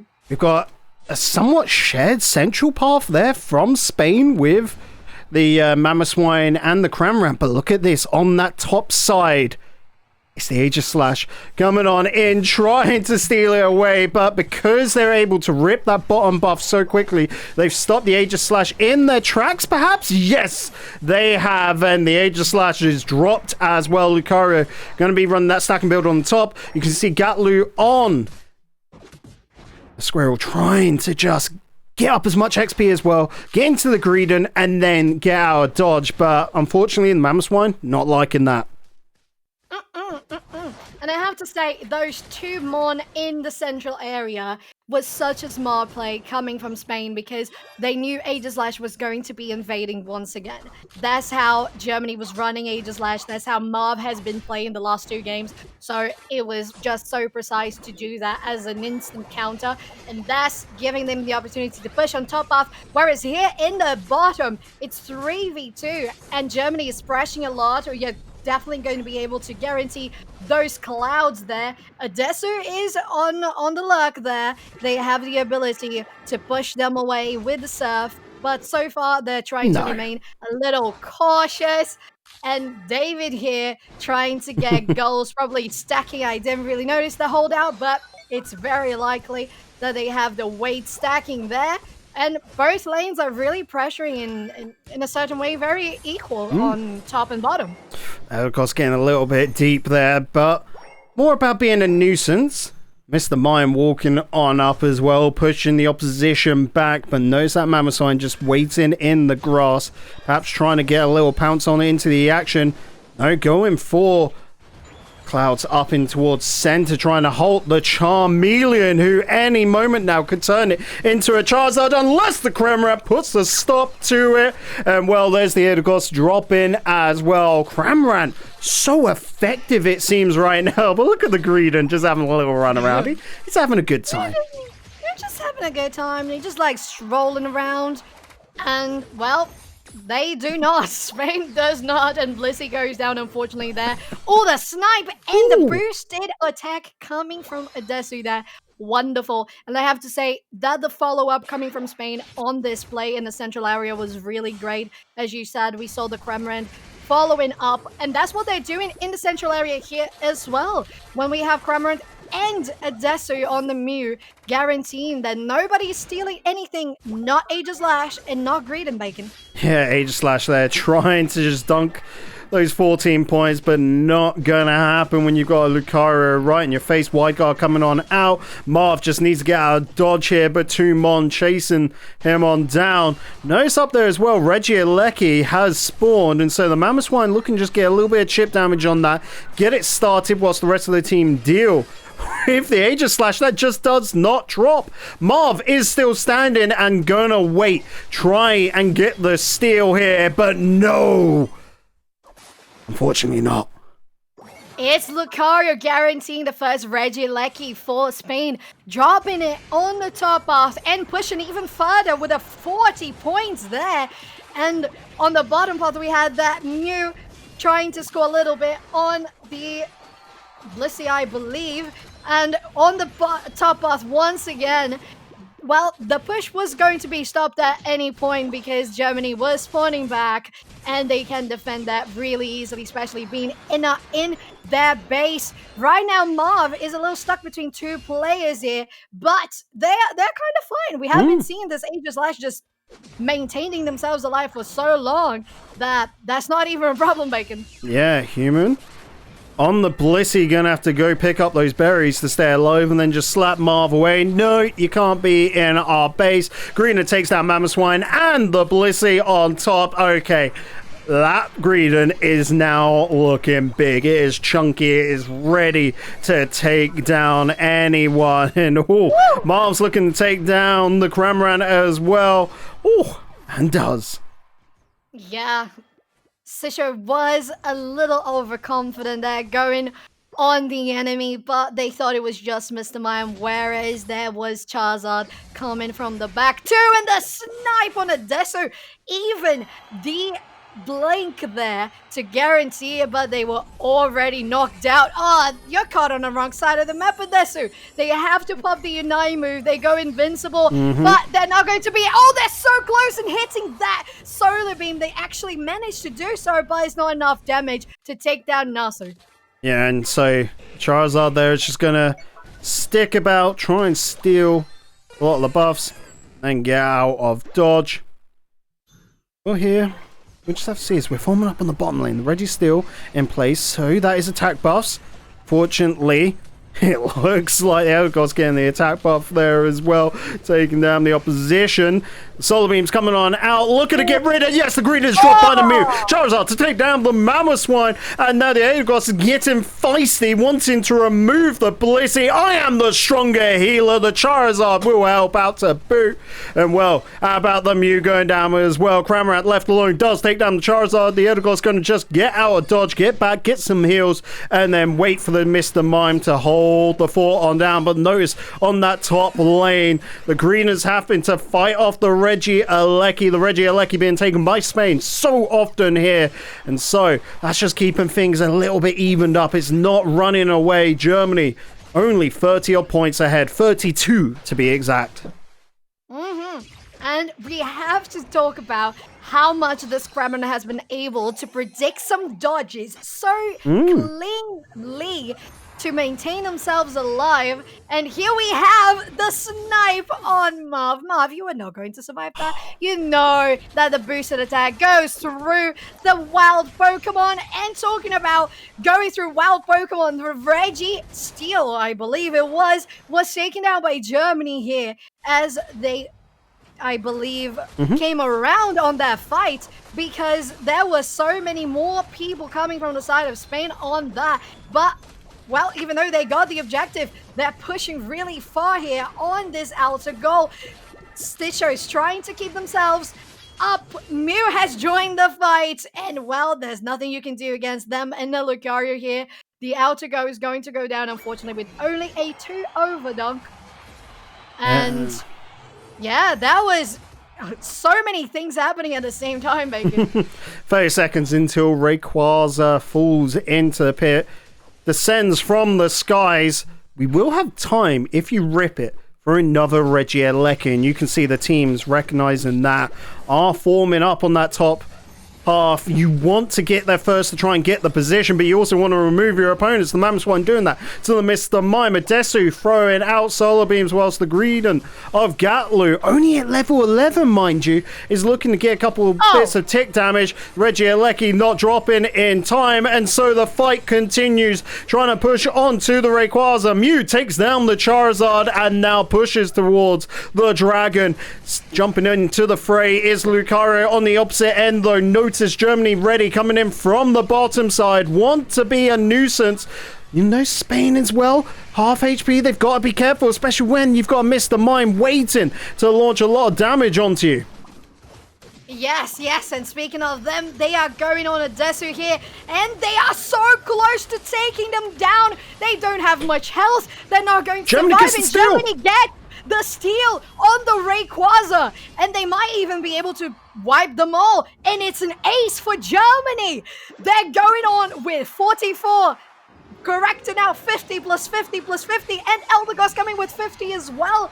That could sum up to 400 points on the side of Germany. 100 at the bottom, 100 in the middle, 100 on the top pass. Eldegoss decides to stay back and defend, and right now they already have almost a 300 point advantage here, but there's still 50 seconds on the clock, Bacon.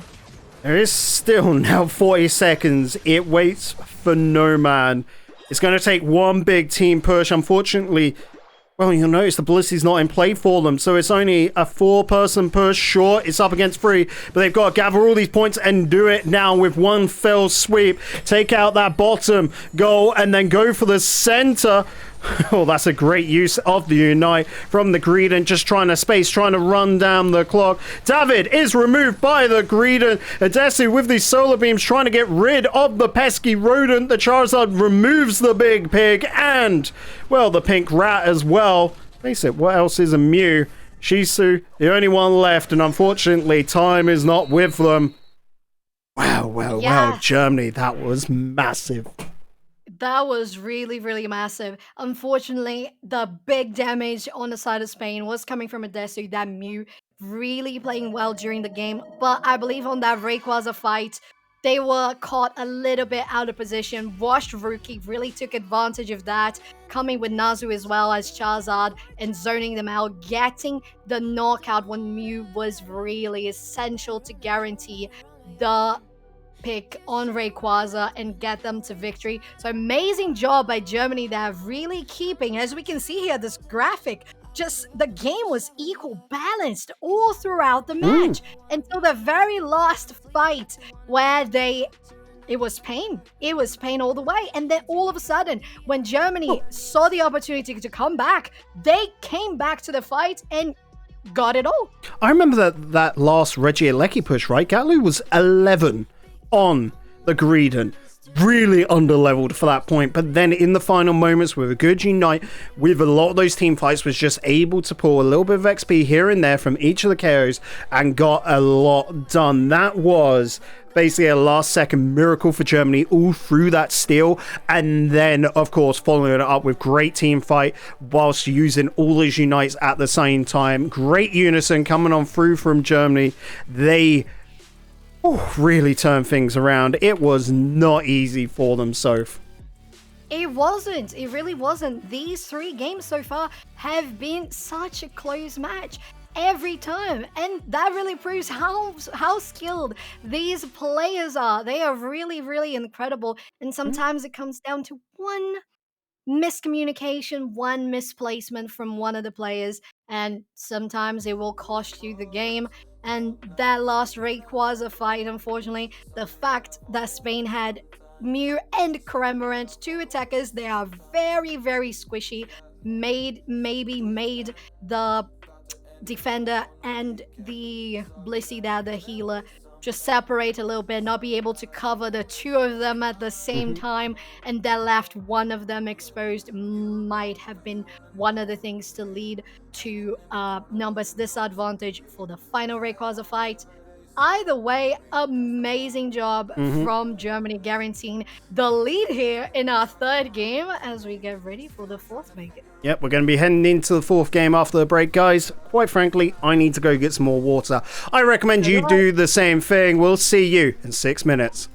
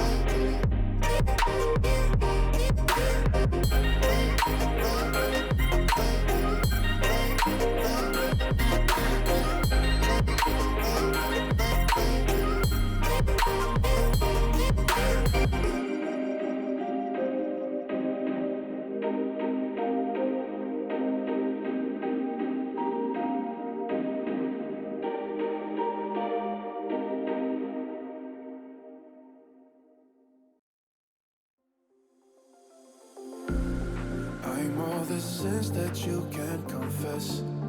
I'm just your ghost if we're not undressed. A part of me wish that we never met, but you act like we never. Got too wasted in the bathroom of your parents' house. Then you kissed me in the backseat of a taxi ride. And we said things that were cheesy, but we meant them. There were feelings, and now you deny it. You're in love with the idea of me, but you're not in my reality. Find it hard to even picture it, 'cause my reality ain't your reality, no.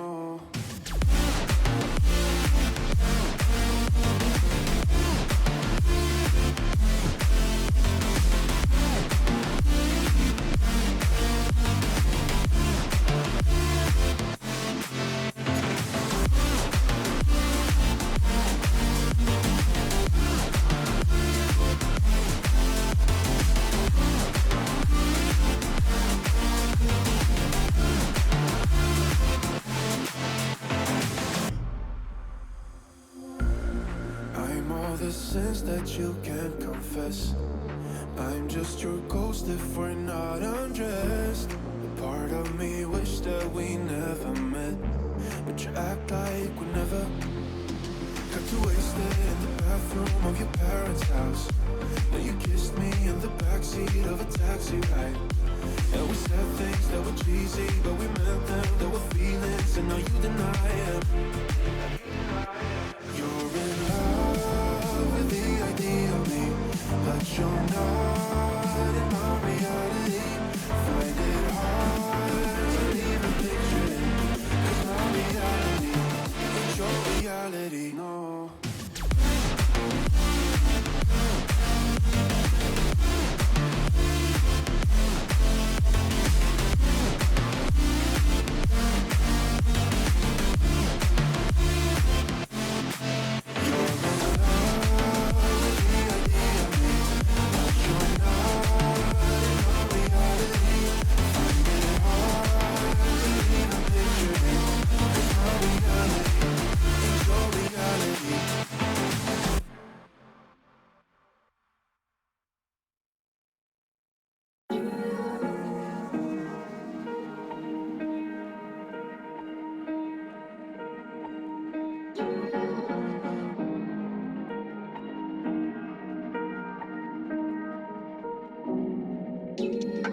you look, where you touch, where you feel, yeah.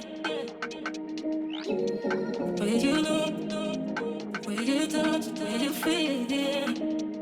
Can we talk about me and you? Can we talk about the truth? I wanna know, I wanna know. Can we talk about me and you? Can we talk about me and you? Can we talk about the truth? I wanna know, I wanna know. Can we talk about me and you?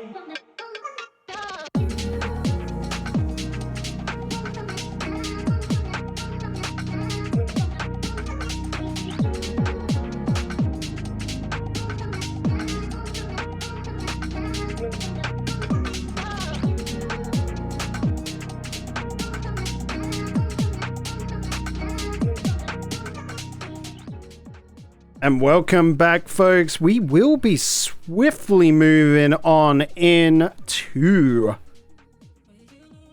well, the game, but look at the drafts there already. So I will say there are two surprises to this. One, I've just learned that there's no ban image for Aegislash.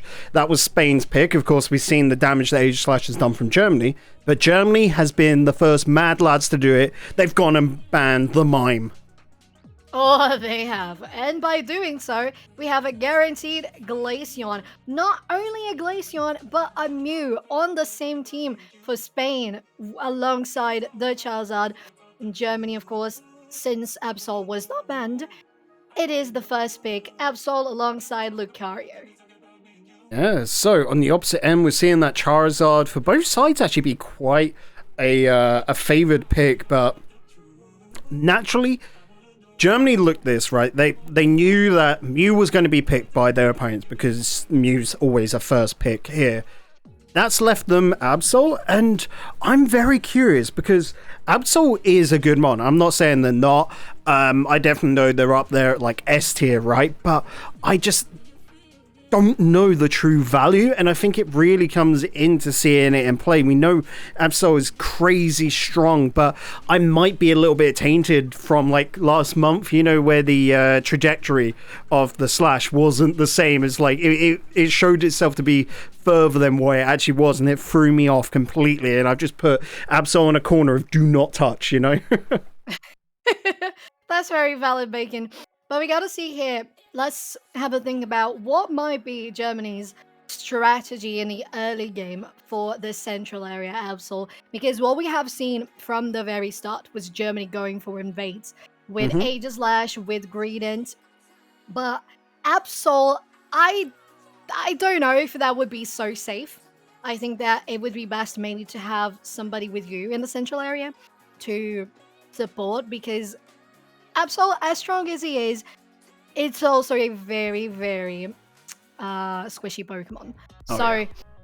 That has to be balanced out in a certain way, and maybe Spain might take advantage out of that. We have seen a couple of times where evolutions have been in a central area alongside another Mon, so that might be what Spain goes for. Of course, we're going to have Mew. I mean, not even of course, maybe it's going to be the one Pokemon to share the central area together, a XP advantage, and then go to the lane. There are a couple of possibilities, and now the second two bans are confirmed. It's Tyranitar for Spain and Blissey for Germany, so we're really not allowing any healing coming from them on. Confirmed Snorlax and Wigglytuff for Spain, Serena and the tree, I forgot the name. Trevenant. That's yes. we back each other up. It's hard after so many mon, you know what, in the games themselves. We're over 650, 700 now, something crazy. It's over 700 now, ain't it? But in the game, of course, 41, and that's just, you know, saying 41 to pick from, not included all the different evolutions, all the different wild Pokemon. It is crazy. But yes, full pick up on the screen from both sides. The only addition that is missing is Aegislash was banned by Spain first of all. We will get this corrected for tomorrow so that we can show H/Slash is a banned option, the same like we saw earlier with Dodrio being a pick. Of course, this is day one. We're going to have a couple of little slip-ups like this. Gamma has just updated me 905 Pokemon so far. Oh, what my the frick? lord. No. What indeed. And thinking about that as the range of possibilities for new Mon in Unite as well. Like, We got a new game coming out in 2 months, right? Less than that? Yeah. I'm hyped for Scarlet. Oh my god, it's so close. Yeah, I'm super hyped. I really need to get the console to get those games because I really love Pokemon, dude. And that's why you've been playing on your phone, that's it. Because I know you play Masters as well, you know? Oh yeah, I used to play Masters, then I just gave up. It just turned into a collecting gacha game, and I'm not that big of a fan. I mean, I do like it, but I can get addicted very quickly, and that's not safe in my hands, you know? That's it. You've already got Unite that's consuming that time, so... Right? Oof. Not just time, but sometimes money, you know? Like, when you have a game where you can pay to win, Yep. and you have a game that you can pay for cosmetic, I pay for cosmetics. Because I just think that pay to Pay win to is skin, unfair. that's it. You know, you got to be looking the best. And actually, we can already see, I can cut to the in-game. Don't worry, here. We already have some really fancy costumes. I love the Elvis Treely. That's my favorite skin right there. Whew. Oh my, he looks glorious. I love it. But the Lucario, the Egyptian Lucario too? That's a god if I haven't seen one. The Serena rocking the one everyone's got, but it is a great skin there. Let's bring this on in as we get underway. Let's stop talking about skins, start talking about the game as we are underway. Germany over to the orange side, Spain, of course, in the purple. We do keep swapping, just keep it as fair as possible with both teams. It should be, by all accounts, perfectly symmetrical to each side, but an invading Lucario. This was not a mom I was thinking of. I don't think it's a mod you'd be thinking of, but it's a player you'd been thinking of for the invade. Marv has been doing a lot of invading. You're right. But yeah, as I thought, it was going to be very likely to have the two Mon in the central area sharing. So the Evolution, the Glaceon there. But here we have Spain, the Snorlax coming in to take those wild Pokemon from Germany. But I don't think they're going to be getting out of that healthy enough. A Snorlax invading as well? Like, what are we thinking, guys? Like, surely the Snorlax is there to protect? You look at this Mew down in the bottom lane. Sure, they've got a Glaceon next to them, but those are two Mon that could be squishy. Fortunately, they're going up against the Serena and Slowbro, course, in their pre-evolution stages, so they're not going to be pounced on you just yet. But as soon as that Serena does get to level 6 and gets fully evolved, they're scary, Soph. Oh, they are. And what's scary too is this three people gank on the top path, taking down so much of their outer goal. And Marv is once again, well, that's the style. I don't think why I would expect anything different. Oh, can they get rid? Oh, the support coming on through. If that level 7 Absol gets removed just by the Wigglytuff, that's a ton of experience being handed on over. Spain have just been given an olive branch here. They can push from this and build momentum. Yes, they can. And even though they have left Mew here alone on the bottom path, well, they're confident enough that there aren't many coins to be dogs there. There isn't many wild Pokemon that have spawned just now, so they can leave Mew there, taking the defense of the outer goal with the Surf, and now engaging once again with the combined efforts of Snorlax and Glaceon. But Germany is coming around as well with 3 people, and actually, they're taking a beat over here. Good use of the eject button there by the Slowbro to get out of dodge when they got really low, of course. Tons of HP on that Pokemon. There was tons on the Snorlax, but alas, not anymore.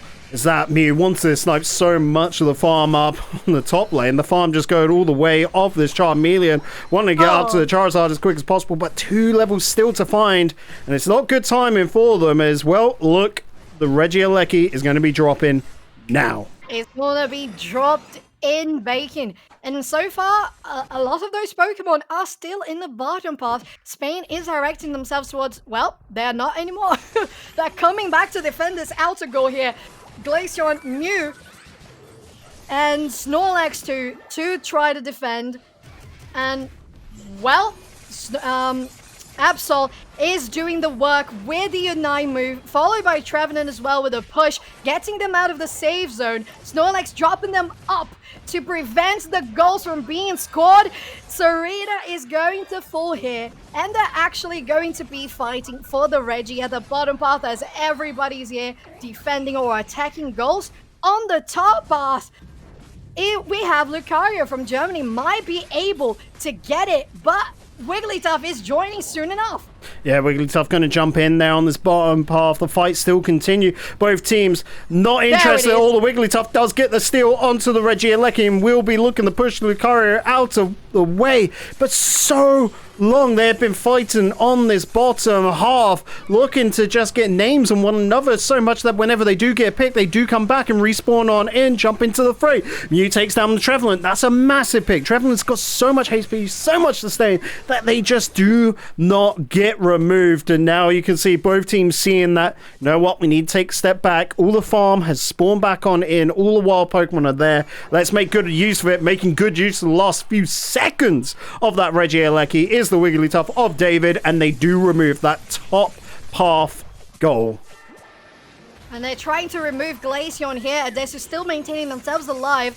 The Unite move is popped. The Icicle Spears are precise. They take down enemy Mon. And as you said, there was a fight so long that just lasted incredibly. And both teams decided not to push too far. But we have to say how Spain guaranteed both objectives at the same time on top and bottom. Actually, Glaceon is going to fall here because Germany is going to push onto them. But, well, they're actually on the wrong side of the map here, and Spain manages to take them out and prevent the push from Germany. At least it wasn't a fight as long as, what was it, 2 weeks back during the Murray series, where we had it from the first Regieleki up until Rayquaza. One single long, prolonged fight. And another fight is exploding here. Mew has to pop the Unite move. The Mirage is on cooldown. Mew is so low on health, they end up getting knocked out. David is trying to zone and maybe even get some damage on the Absol there. Snorlax defending the goal. Charizard drops the Unite move as well. Going after Lucario here. They might be able to take Snorlax too, and they do. And the Fire Spin there is enough to take Lucario down. 3 versus 2. Absol might even go for the goal. They have 40. That's actually a pretty good dunk to do. They managed to do so, and they're trying to rotate for Reggie Rocky right now. Old Gatlu here on half HP. The Absol there as well could drop very quickly. They're just looking to get massive amounts of damage, trying to remove that Charizard. The Mew removes the Absol. Reggie Rock has been demolished, crumpled. The Bulldozer came on in, and those rocks be gone. Blaine removed as well by the Mew, but unfortunately the Mew can only stand for so long. Wigglytuff in a similar situation, and Germany do avoid any further damage on the top lane, though. Spain has taken the Regieleki and looked to push towards that second goal. It's only a Slowbro in the way. Glaceon and Snorlax push it the whole distance, try and get some dunks. No, the rest of the team have turned on up and are trying to just stop that Reggie in its tracks. Yeah, they are. Snorlax dropping the shield there, getting people away from Glaceon, protecting their attacker as good as they can, and that's pretty good by me. Glaceon knocks down Slowbro. Of course, they know it's too dangerous to keep on pushing on the top half. It was just enough to get the buff and get some people knocked out on the way. 25 seconds for Rayquaza, and many more with 40 plus coins in their pocket. I think they're going to just have to wait until the end of the fight. You don't have the time now. You need to go and set up. And interestingly, you can see the Snorlax all alone up there. If Germany find them, there could be a massive amount of damage being applied. But no one going in for close combat. You got Slowbro on the bottom side. Serena and Slow Bro, if they can link up, might be able to withstand the Snorlax. It's just standing Absol in that sneaky. grass. Yeah, then Absol sneaky on that bottom, waiting for people to engage on that fight and drop the 100 just without nobody seeing Bacon. Absol could drop it on in now, would have the time, but it's just waiting for an engage, and everyone's getting antsy. Who's going to push first? Who's going to lose their cool? The Snorlax going for the berry, nearly got caught there. I love the little dance going on the bottom lane, but the Mew, we were looking at the Absol, and the Mew tried it. Unfortunately, wasn't able to drop as Lucario swats him away. Yes, they do. It's really a tension game right now. Somebody has attacked Rayquaza, and they are attacking the Mon on the side of Spain, who are closest to the pit. Their lives are dropping a little quickly, but Wigglytuff is there to make them all go to sleep. Trevenant pops the OT on so many Mon at the same time. Wigglytuff defending all of them, but Pokemon are dropping. It's first on the side of Germany, and they're clattering up on the side of Giz here. They have used their 9 move, but it's not enough to take them down. Trevenant is very, very tanky. But on the other side, it's Spain keeping on track the damage with a Desu on that Glaceon, really cleaning them up. And the outer goal gets destroyed by Giz, the 100 points there, amazing advantage. And actually they lose the Rayquaza to Germany there, and they're all trying to defend from run! Get towards that mid-goal, drop the 100, of course, the doubled 50. The Trevenant of Germany not going to be able to get anything off. The Absol, I don't know if they did in the final moments. It looks like they did. On the opposite end, they stop any coming on through from Spain. But, Soph, ultimately, we don't know until we get the final results. Let's just see them rake in the points now.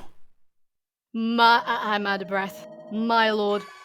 Oh my! And it was the Nazu, the Absol, with the 100 points, guaranteeing Germany the victory, not only of this game, but of the best of 5. The Charizard did get a cheeky little pot in just before that, whilst everyone was waiting, of course, for the Rayquaza, but ultimately, Germany are going to be the victors of the first match of the Unite European Cup. Wow. After, and I can't believe I'm going to say it, nearly 2 hours since the start of our first draft, they take it and they mark themselves down in history. They really have Bacon. This was only our first matchup of Group A that we're going to be having today. It was Spain versus Germany. Of course, Germany guaranteeing the win of this best of 5. But next up, we are still going to have France versus the UK, also a best of 5. And if things last as much as they did right now, we're going to be looking at 2+ hours once again. Yeah, it's going to be another long one. Folks, buckle on in, but before we go into that one, make sure get yourselves hydrated. Go get some water. Go get a snack if you need it. Look after yourself, because we got another match coming at you. I'm excited for it. France versus UK after this break.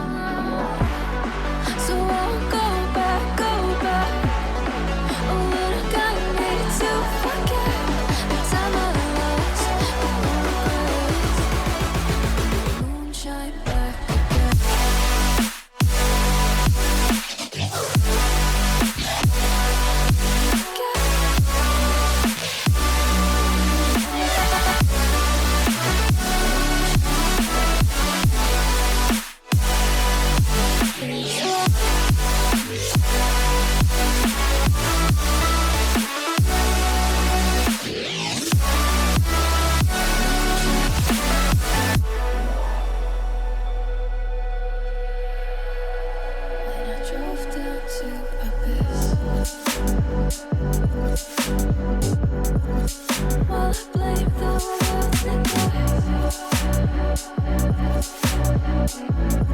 Luna shine bright.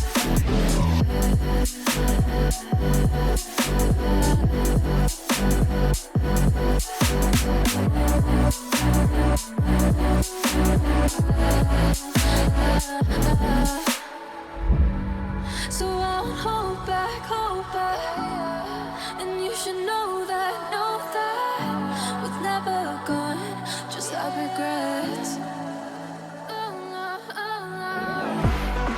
So I won't go back. Oh, what I gotta need to forget the time I lost. Won't let me forget.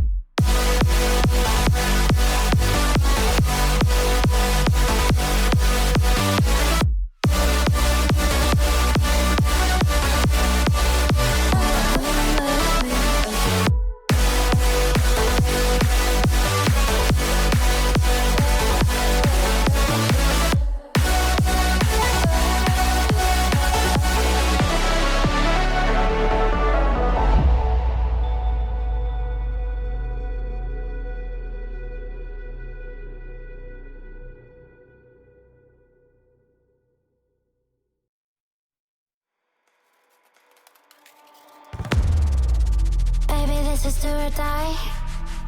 Feel it in my veins tonight. Emotional suicide. You know it's an eye for eye. I didn't wanna walk the plank. No, but the Mariona, it came like the thunder. I was on my way to going under. Swimming in the pain, yeah, I was covered in a tidal wave. But I'm a fighter. Try to take me down, I'm going higher. Baby, you've been playing with some fire. You've been playing with fire. One day you will see what you made of me. Found my inner peace. You are to in the dead of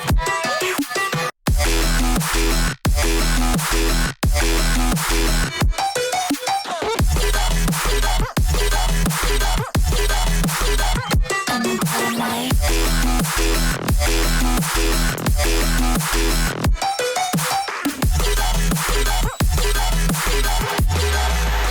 Maybe when it's still dark,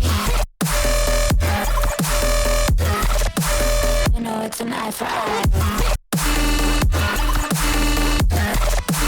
Every energy alive in the dead of night.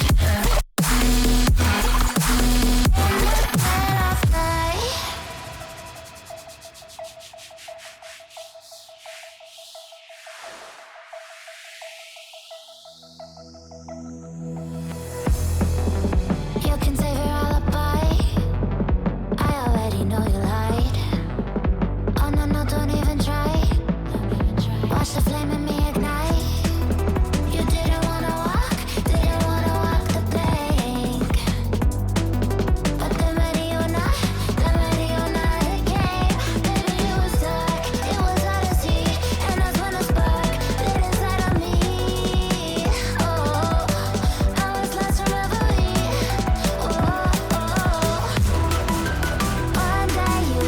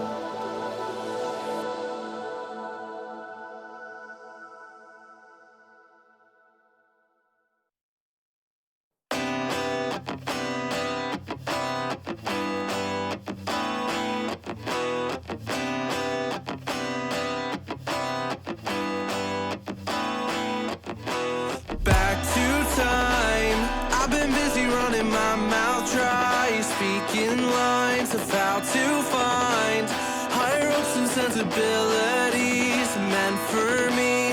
Let's dive in, create a problem just to fix it. The perfect fit, we're back to time, catching up on all the things we missed, all our interests.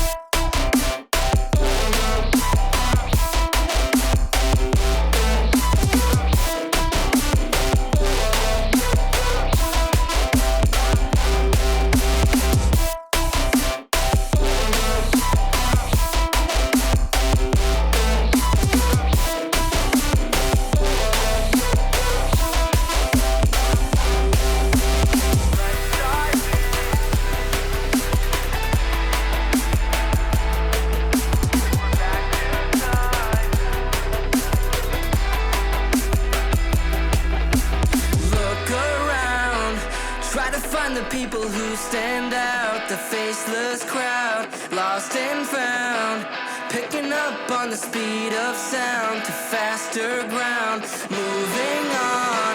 I can't hold back all the new progress, what I've done best, but how about now, showing off all the things you missed, all your interests.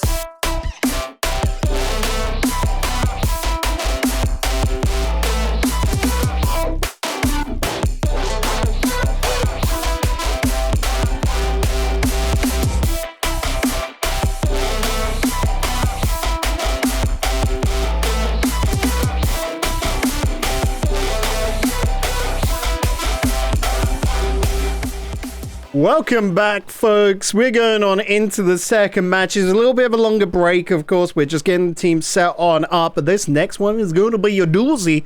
If that first match was anything to go by, Spain versus Germany was a phenomenal series. But now, Soph, we've got France versus the United Kingdom. And this one, I mean, it's looking good. The battle of group nouns continues. Yes, it does. The second matchup of Group A of the European Cup. France, United Kingdom. A very historical combat, isn't it? It kind of is, you know, like there's a lot of history between the two nations, but within Unite, it's a story that's continuously forming, and this is the first chance to really have nation versus nation. So let's already get on in to the draft stage then, and I can confirm the first picks coming on through. The first Mon to get removed, unfortunately, it's a Mon we don't have a picture for. We covered this last time. It's Aegislash being removed by France. Over on the United Kingdom side, they're electing to get rid of the Fox. It's Lucario being taken on out by the United Kingdom, Soph. Yeah, that sounds about right. We saw how the last matchup, there was a lot of Aegislash, very consistent Lucario as well. So, yeah, that makes a lot of sense. We'll see how these are going to be picked at first. And of course, no surprise there. Mr. Mime on the side of France and Mew for United Kingdom. As we have this sort of draft where one team picks one, the other team picks two, and so on, so on. We are going to have the two out of the three Mon that are in the top tier going to be picked first, and we have the Mr. Mime, Mew, now also the Glaceon on the side of France alongside Charizard, and lastly Absol for the United Kingdom.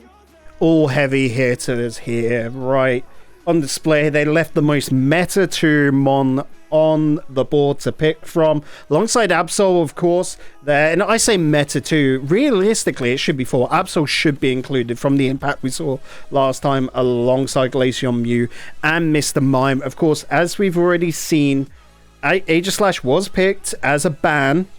They were taken off by France. Unfortunately, we just don't have the image for that, just to clear up any confusion out there. But the second ban coming on out from the United Kingdom this time is going to be, and this is a surprise hit because we haven't seen them yet today, it's going to be Hooper being removed.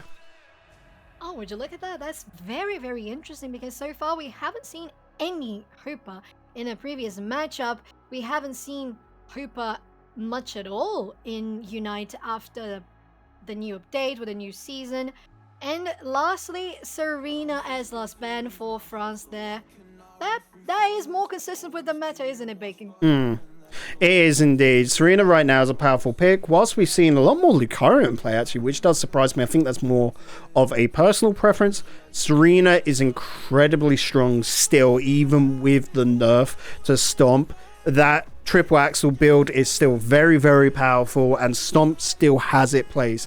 Whilst it doesn't give as much HP back, I mean, it doesn't give as much damage as well, don't get me wrong, because it was a damage nerf, but the focus was more to reduce the percentage, which then got turned into HP, meaning that Serena just lived forever. But still, it's a mon that's so important in those big brawls. We can see Blissey has been the healer of choice brought out by the United Kingdom, leaving healers, actually, both these sides, to quite a late stage in the game, really. We might see Aldegos coming as a healer for the side of France there, as we have seen in the previous matchup. We actually have a slow bro confirmed. Let's do a little prediction. It's going to be Scald bro or Surf bro. It's always a good prediction. No healers from France. I mean, Mr. Mime can sure give you a little bit, but not enough to really supply the whole shaboodle. But this was an interesting pick, last one. I'll put them up on the screen right now so we can all see it at the same time. I don't know why it's been put there. Oh no. No, this is Bacon making the whoopsies. Don't you worry, folks. I'll quickly put Lucario back in their place on the ban list. Don't you worry at all. Pikachu coming on through as a ban for the United not as a ban, sorry, as a pick alongside Mew. We thought it was going to be, if Mew gets banned, you then pick Pikachu. That's a very odd choice for me. Yeah, to have both of them. Very interesting there. What was then the Absol. last pick? Yes, Up there, that's sorry. the one. I don't know why that got removed. Something to do with the app we're using. Yeah, it happens. We're getting used to it, just the first day of the tournament. But there we have it, 4 teams. The comps are there on the table for us. And as you said, Pikachu and Mew on the same team. A little odd, kind of both doing a similar job. But I don't see why that would be. So you would run this as the more of the Thunderbolt build, wouldn't you? More taking artillery as the choice and keeping Pikachu at range, perhaps. Then you go more surf agility heavy on the Mew. It's a bit of a weird choice. Who knows? You could even go Volt Tackle on the Pikachu and try a bit Duelist. This is interesting. We've got a good mix of range though. That's what we can say with Team United Kingdom here. So for say you've got Absol and Snorlax really getting in your face. Snorlax for that role is the best out of all the defenders, really. And then also keep him block up, the big shield to push people around. Over in France, now, this is odd to me because France is very mid to close range, really. The furthest sort of distance you've got from anyone here would be the likes of Charizard, which still realistically you want to get close and right in the middle of fights with. Yeah, especially with the Unite move. Granting you that flying capability. So yeah, we have, I gotta say, I think both teams, aside from Mew, they look like a more medium range type of setup. And with that said, we know that they're going to meet halfway. There's not going to be that much of a range differential aside from Mew, of course. And to be fair, the fact that it's Mew, the one differential, well, it makes a lot of difference.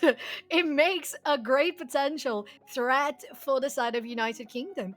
It's not only a super capable Pokemon in the sides of Surf, the sniping with the damage with Solar Beam, the Electro Ball that may be paired up with double Electro Ball with Pikachu, who knows? So I think it's definitely going to be interesting. But so far, they look pretty similar to me. They're kind of traditional. They have their melees. They have the Bro, the Defender, the Snorlax. They have the central area Pokemon and the attackers. So it looks pretty much even so far. I would have to see how these two teams play this first game to have a better perspective on them. Right, we're just getting on into the lobby, so we will be underway any moment now. I don't know why the Team UK badge has just disappeared for whatever reason. I'll try and get that back up on screen right now for the folks at home. There they've also gone and jumped on opposite sides. This is very odd for me in every single way possible right now. But nonetheless, we will be getting into match any moment. It's going to be United Kingdom over on that purple side and France over on the orange. And yeah, like we said, the medium build shouldn't be too bad because the grass picks, if you're trying to be a bit sneaky, get anywhere. We've got strong melee builds coming on through, like strong melee mon, so they shouldn't be too affected if they do have to get right up in the grill of their opponents. But I'm just going to be interested to see, especially with this French side, how they're going to handle that Glaceon. Of course, getting powerful straight on, but they've got to be careful that Glaceon doesn't get pounced because they can't be left all on their own on that back line.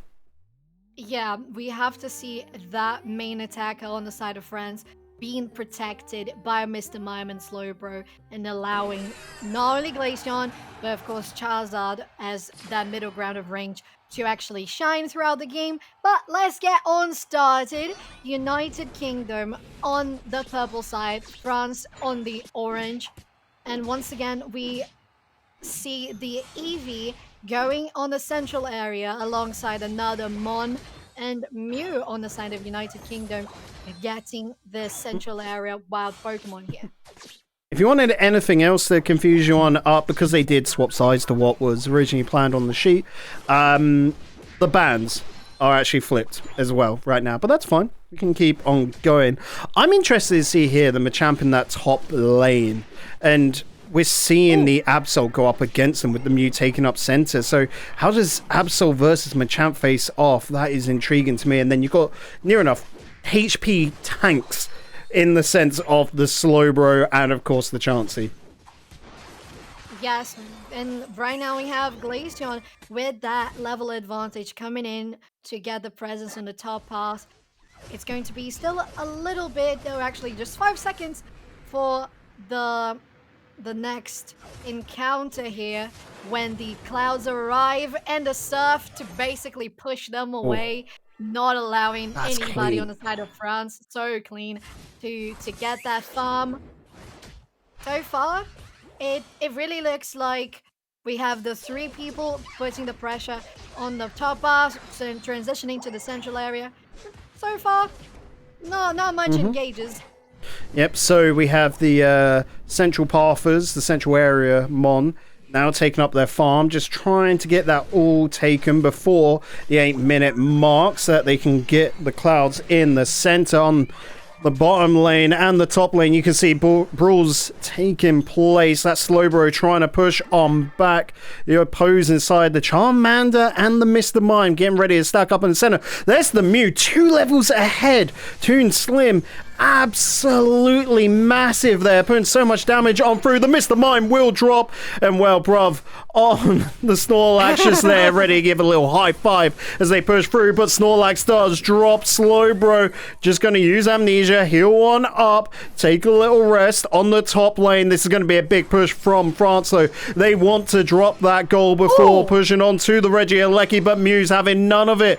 The Machamp is going to be removed on the bottom lane, though. A sneaky little Mr. Mime drop.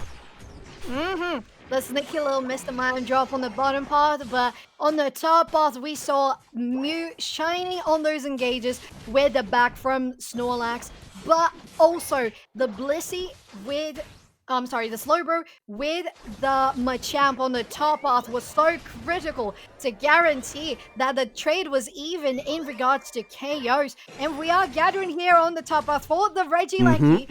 Just 3v3. That actually, the 2 Mons on each side are on the bottom path, and they're not really rotating for this one. Actually, Snorlax is going down. Oh, okay, or not. Who knows? Like, this is the Mew's now swapped over places with Snorlax. I'm wondering if the United Kingdom, Team UK, are actively searching for a little steal here. Big push up from France, though, trying to get over that goal. There will be shields, of course, giving the Team UK Mon a little bit of a helping hand as the Absol removes one. Glaceon could just drop here if they're not careful. They push back to the orange half, and well, they are being chased Won't be able to pick up the berry in time. The Mew's going to be the one taking that, trying to just break this goal and then push onto the Reggie Alecki. But no one is dropping until the Machamp steps on in, removes the Absol, removes the Blissey on the bottom path. Well, France are going to remove that goal. Yes, they are really taking the advantage from the fact that France doesn't have that Mew, that the United Kingdom doesn't have that Mew on the top part, on the bottom path, and they're actually going deep right now after taking the outer goal on the bottom path. Sora is really pushing on this Mew, trying to do as much pressure as they can, but United Kingdom has respawned and they are coming back. Nobody has yet touched the Reggie Alecki here, and they're going for these two. Slowbro is a little low in health, but they can really regen, but it's not going to be quite enough. Actually, it is. They're still alive, Bacon. The Seismic Slam coming out from the Charizard, going to remove the Absol alongside the Glaceon. Team France there somehow baited the United Kingdom on in. That looked for sure is going to go the UK's way, but then suddenly, you know, they got on the line, got on the phone. Beep, beep, beep, beep. Hello, we need help up here, and France came running to the aid of their fellow Frenchmen, and look at that. Reggie Alecki is going to start waddling its way, hopping its way on over to the second top base of the UK. And Bacon, this last fight, I have to say, France really did play so well. You mentioned they gathered at the very second that was most needed. But I think a mistake that came from the side of United Kingdom was using that cooldowns. Even if it was the Unite move, by using that cooldowns on chasing the Slowbro, basically the tankiest Mon on the side of France was Snorlax and getting knocked out there. And France is pushing so deeply into the central area of the purple side. Mew's trying to zone on the Glaceon, who's still very healthy, to be fair. And they're going on the Mr. Mime now. Glaceon is coming in. Sora gets invincible with a passive. The 2 KO streak might even get a third. They're going in with the help of Shook as well, and they decided to leave after already getting such an advantage on their fight, Bacon.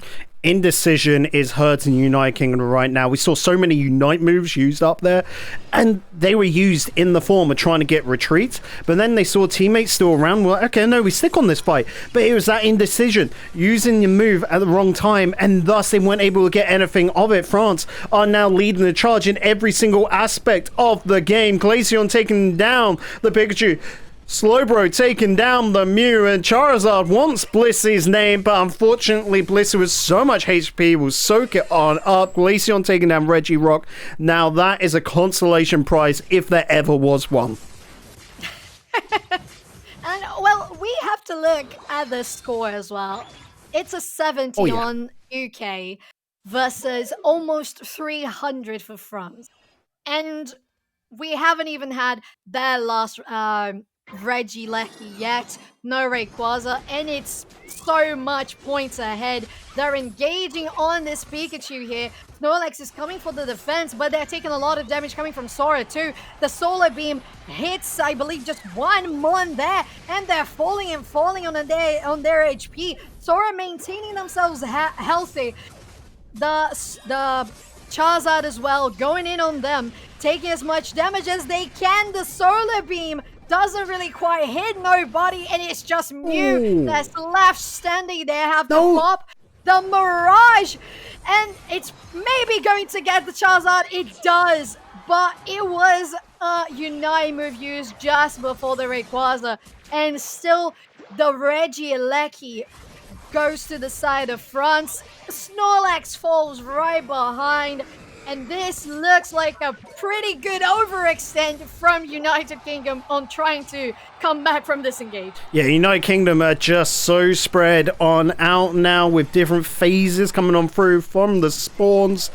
Snorlax now stepping on in, jumping to that central lane, trying to cut off anyone they can, but that top goal is broken. Mr. Mime is just dancing around it, waiting for the Glaceon with a full 50 to come and break it. And that central path, the Machamp does get the Blissey, but look at that, the Regieleki is still open, and well, Mr. Mime will break it finally. Sorry, as Machamp that broken, Mr. Mime still on 42, but every single goal from the UK is gone. France have a commanding 300 plus point lead. They don't need Rayquaza at this point. They're going to just look to keep on pressing their thumb onto the moon, keep on removing the Pokemon from the UK, and don't allow them to push on up. Glaceon to take down Pikachu and the Absol. 55 seconds left to go. This should be job done and dusted. Yeah, it's job done and dusted for France. What a snowball this has been. Really a dominant performance from the very start. As you said, Bacon, earlier, United Kingdom seemed a little too spread apart, and they weren't really able to get into these fights in a healthy way, especially when this Glaceon has so much damage to bring to the fight, and the repositioning with the dash alongside their team members with Charizard, with Slowbro, with the telekinesis there. They really stood no chance when France started building that advantage for their carries. And this is, easy as that, a Raparuski for France, guaranteeing them the victory of the first match of the best of 5 against the United Kingdom, Megan. A heavy loss right there for the United Kingdom. It's going to come down to the mental, Soph, right? That was a big score differential. We'll be able to see confirmation on it any second now as we just load on in. The sound comes through, but not the screen. So, unlucky us. There it is, finally stepping on in. 813 for France and 117 for Team UK. That is a gulf of a difference, and France are going to be feeling fine afterwards. But United Kingdom can learn from that loss. There are great moments, but it just comes down to communication for me. They really have to stack up. If they're going to be playing like this, they need to ball up and be all on top of one another, perfectly executing their roles. Yes, and I believe that, as we mentioned earlier, it didn't feel like the Mew and the Pikachu were a great choice in the same comp. Yep. As we discussed earlier, maybe Pikachu as a substitute for the case of Mew being banned, but them together, I don't think they worked really well, especially with Vote Shackle. I believe that against the Slowbro with telekinesis, that doesn't work really well, even though you had the Snorlax on your side.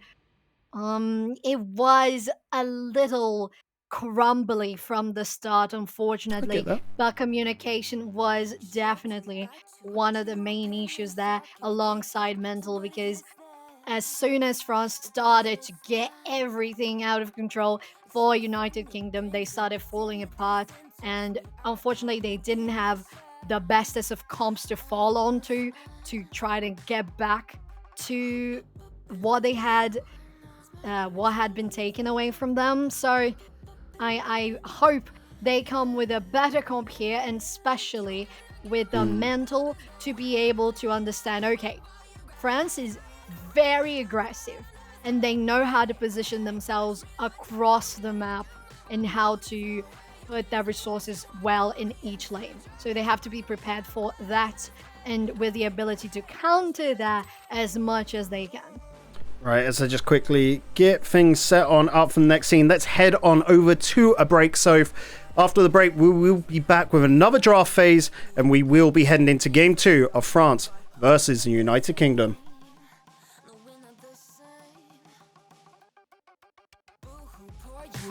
Forgive me, cause I don't feel any pity. I'm fed up with lies. You wanted my demise. Now you're watching me rise. Up in the window.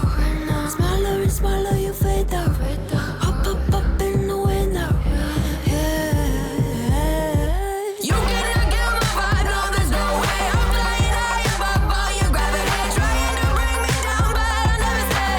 Hey, watch me levitate. You cannot get my vibe. No, there's no way. You can say what you want, call me insane. Trying to bring me down, but I'll never stay.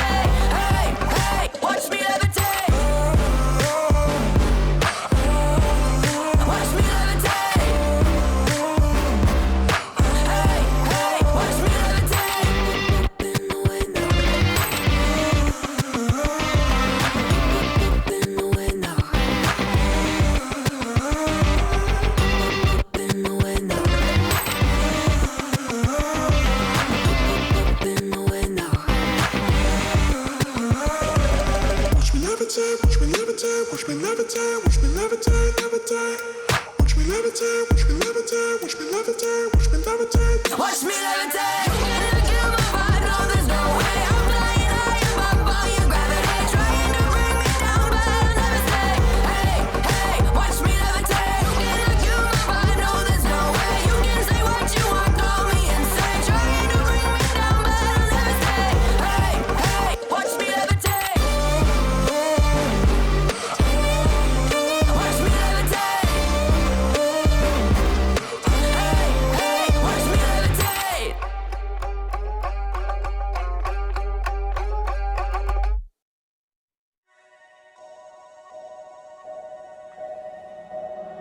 What an irony.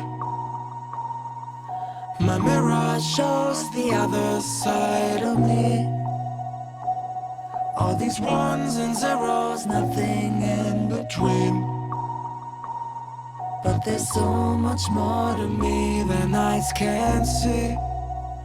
Than eyes can see. I'm not binary.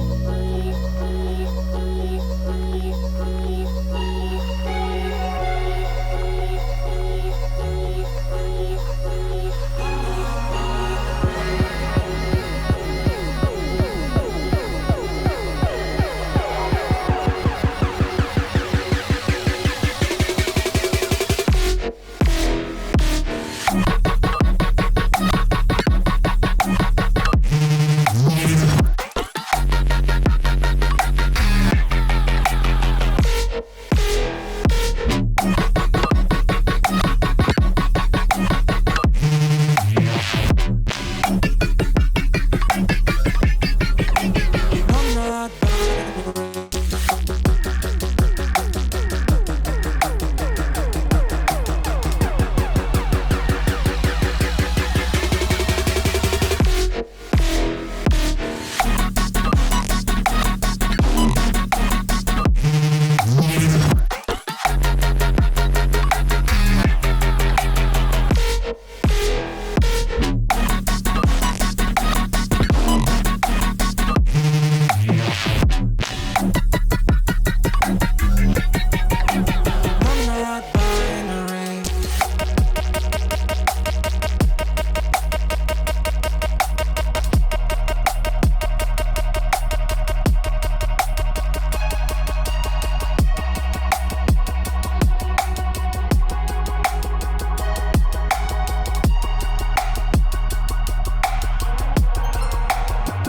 What an irony.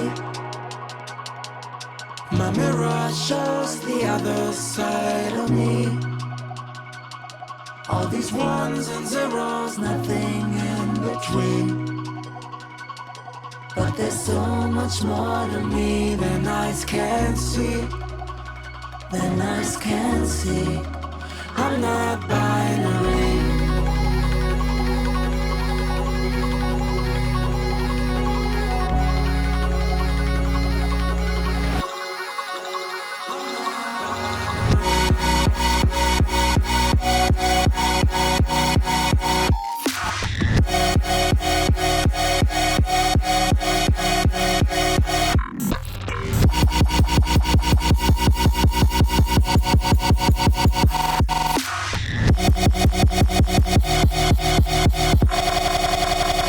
What an irony. My mirror shows the other side of me. All these ones and zeros, nothing in between. But there's so much more to me than eyes can see. Than eyes can see. I'm not binary.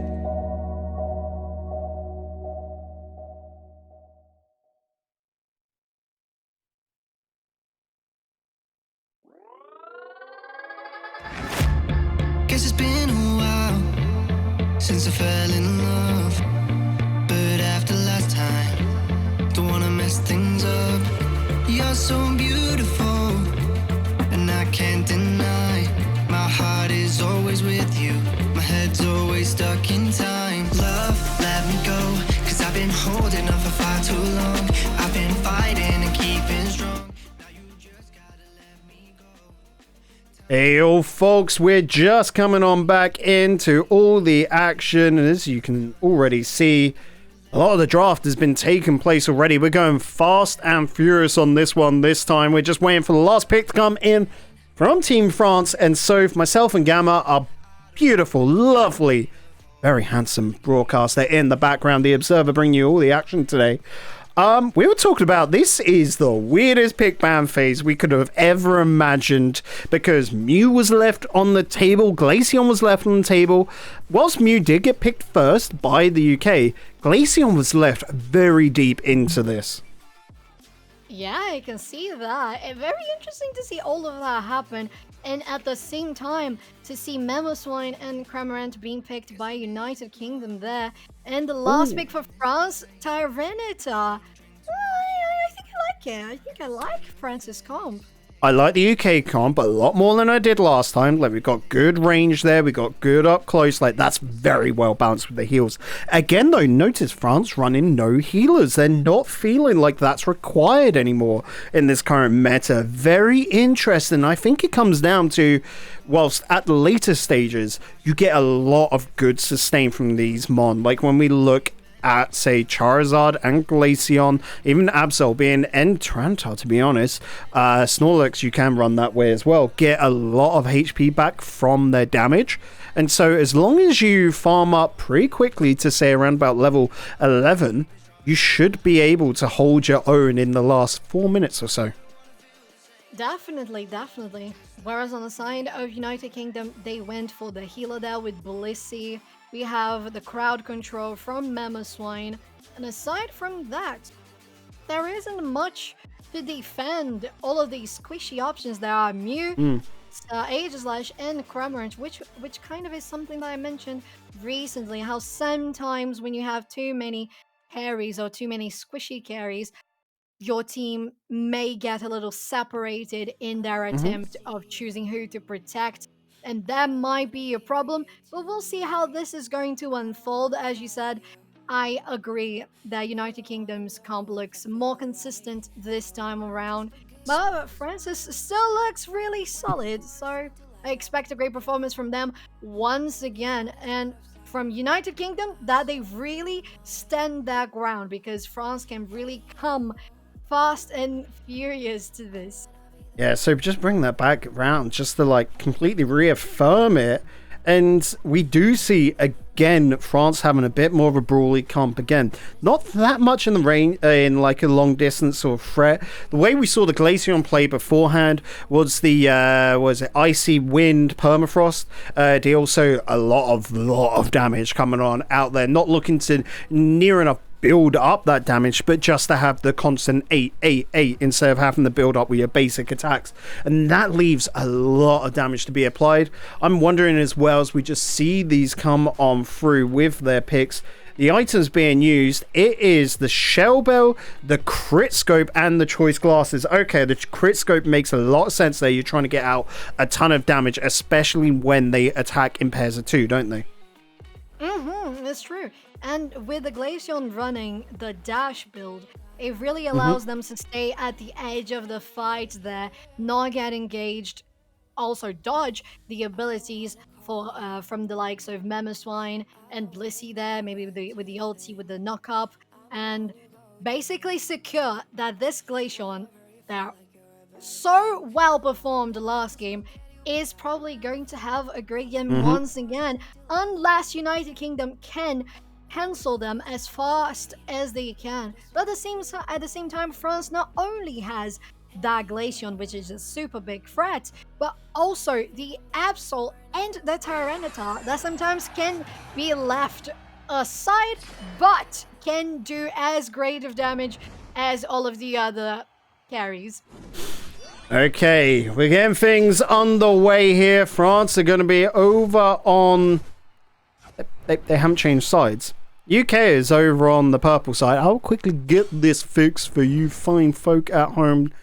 Don't you dare worry. Hey, there we go. Yeah, here we go. United Kingdom over on the purple side. France over on the orange side. As we get things underway, we do have an Aegislash that's trying to invade, but with Tumon staying in the jungle there for France, they're not going to be phased at all. Yeah, they really aren't. And not only the two Mon they were in a central area, but also the top path is there, guaranteeing that they're covered. But, oh, the boosted attack quickly coming from that Mew guarantees the knockout on the Charizard. I like this backup of XP if you look over towards the Aegislash up top left right now, where the UK side, and France did the exact same sort of thing, had left the Pathmon along the way, so that if anything had happened, you can take that fall back to gain some XP, and you just really want to go and claim control of that top path straight away, taking control of the cloud. So that was definitely Team UK. France lose their Tyranitar. Well, it was still a Larvitar, unfortunately. No evolving just yet. Cramorant gets a cheeky little dunk, but unfortunately for Mamoswine and Neopaloswine right now, they will be removed, and the Cramorant removed as well. But I really see a different attitude coming from United Kingdom in this game. We mentioned how much they needed to be confident in regards to the potential that France can put to the table, and they really seem to be bringing it to this game right now. They look more confident. Look at that. Much more. This Mew is really popping off this time around, and they're going for this fight on the clouds in the central area once again. The Toon guaranteeing knockouts after knockouts. The streaks are there, and the 30 points are going to be dropped soon enough. If Absol is not able to defend them, and they actually are, they might be going in even more deeply with Glaceon as well. Aegislash tries to go in, but they are going to fall just as well, and it ends up being a push for France now after defending this outer path goal. But nonetheless, we can say much better from Team UK. The Cramorant going crazy with it up to level 8 right now after 2 picks. Gonna look to try and get a cheeky 30 dunk, but look at the Snorlax wanting to break the goal and does pull it off. The Aegislash doesn't get there in time. The Cramorant couldn't dunk either, so they will have to fall back. Up in the top lane, it's only Blissey and Charmeleon, so we have no clue where the next big team fight is. We're expecting it to be on the bottom path, but look at that. Cramorant and Aegislash pull back to try and get some farm after they do have that catch-up XP being given to them. Finally forming up on that top lane right now. United Kingdom looking for a push. The Charmeleon just having to hold back, but using that Fire Blast so cleverly, trying to push off Mon. But will they drop finally?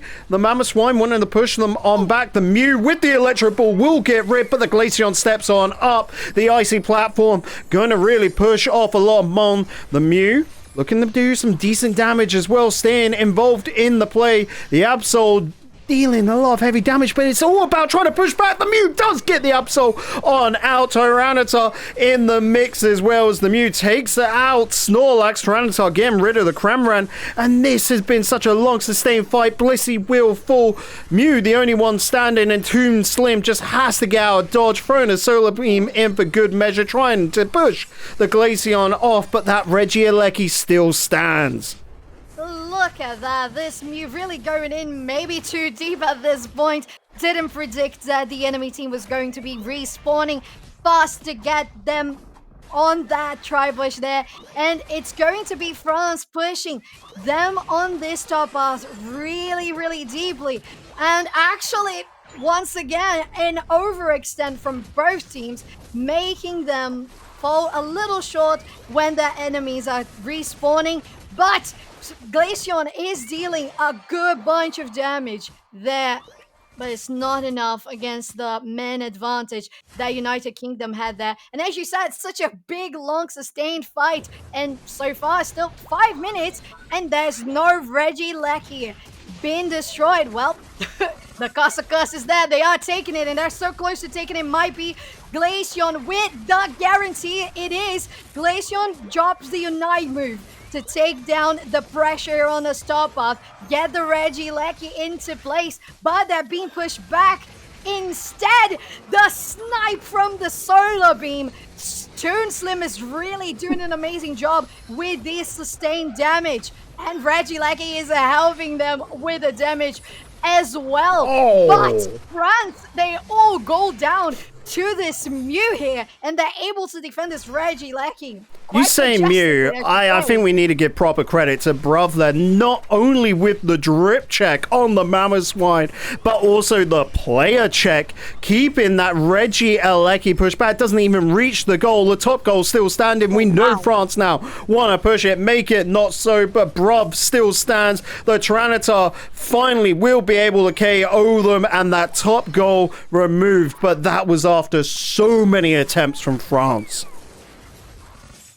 What a great push from France there. Even after going down before the fight on Reggie Lackey, they guaranteed that top go there. It was a little tough, very, very long fight, but they kept on moving, and they did a great job on getting those points into the goal. Right now, they are dealing a couple of damage here and there, getting the poke in so that people have to go back to base, refresh, and respawn for the next Reggie Lackey, which is spawning already in 20 seconds. With the 1v1 on the bottom path there, it's Tyranitar versus Aegislash, but Kremer is joining in a party. The Tyranitar with 40 gubs there. I'm sorry, I'm not casting what's on the screen, but I thought that was huge too. And on top path, we have the 2v2 here, the two supporters. The supporter and the defender against the speedster there, and they're going to gather around once again for the next Reggie Lackey Bacon. Oh, and Charizard's just going to get the Regieleki dropped. Glaceon to remove the Mamoswine. The Fire Blast from Charizard alongside the Glaceon going to look to remove the Blissey. And now France pushing the envelope across the table. This is the offer you're going to get. It is nothing but defeat. They want to push the United Kingdom away from the bottom path. They're putting so much hurt on that top path that France are going and getting so much wild Pokemon farm. They're just going out, getting leveled up. We're hungry and we're going to eat it all up. Look at the level difference. Sure, it might not feel crazy, but coming into this Rayquaza fight, it could be a massive difference here. Just for little bits of HP here and there, the amount of damage to get sustained. The Absol, hiding in the grass, pouncing on in as well. Maybe removed as Toon Slim wants to throw a cheeky little... It looks like Toon Slim's actually got the surf ready to go there, and does, trying to get into the action. Doesn't want the Rayquaza to get removed. Chasing off the Glaceon as well. I don't know if that's a great use of the Unite, as Charizard is going to use the Seismic Slam, trying to remove the Mew. Absol does get the Mew in the end. Look at so many Mon with low HP here towards the center. Blissey is removed. Tyranitar should drop, and does, through the Aegislash. Still trying to take names here, trying to remove the Charizard over on the right hand side. Mamoswine does get the Glaceon, now chasing after the Snorlax, pulling out the block, just topping up that HP, trying to keep within range to see what's going on with the Rayquaza, but eventually it will fall. Team UK gets massive picks here, might be able to turn it around. They're looking to dunk these 50s, which will turn into 100s, but what do they do for the final 45 seconds? Can they weather the storm that is brewing over in France? They want to turn this around. It was an ace on the side of United Kingdom, and as you said, that permitted them to get 100 points across the board. 30 seconds. Rayquaza still up and running. 3v2 here in the central area. Absol actually falling a little short.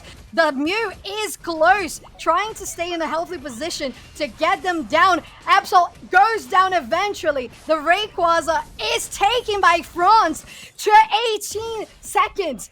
Glaceon there with a 34. I don't think 34 is enough. I don't know if they're going to be able to get one more.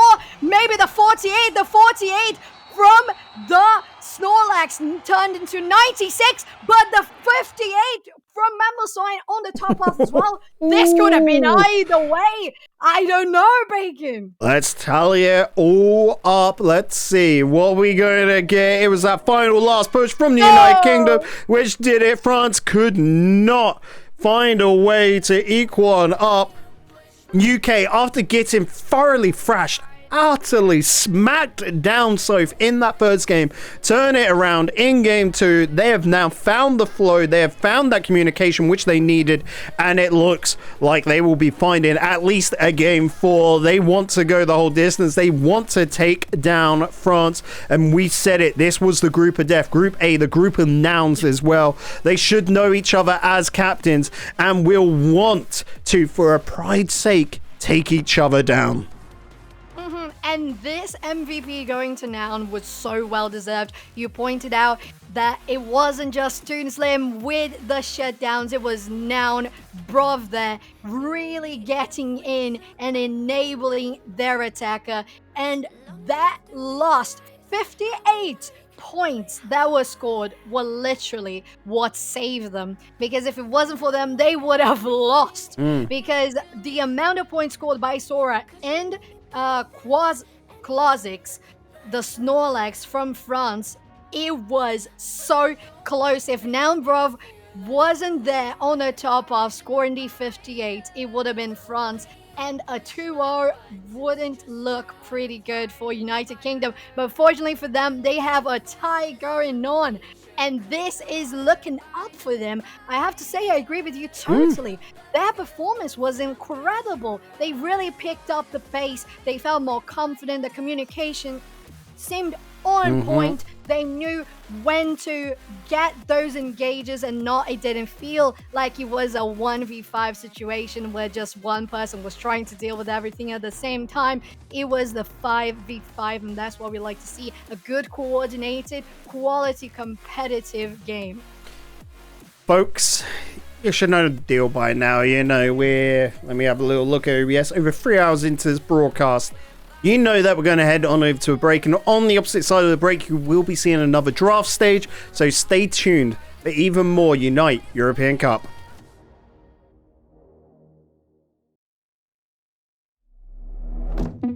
Touch me, love when you put your hands on me. Touch me, love when you put your hands on me. Touch me, love when you put your hands on me. Trust me, watch me, give you a good time. Touch me, love when you put your hands on me. Love when you put your hands on me.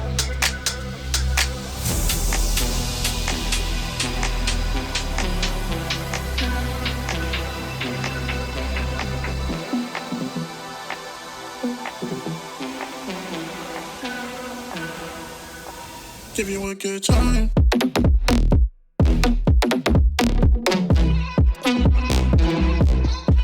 Give you a good.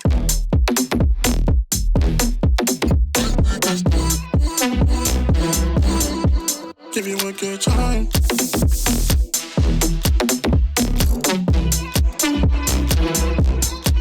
Give you a good.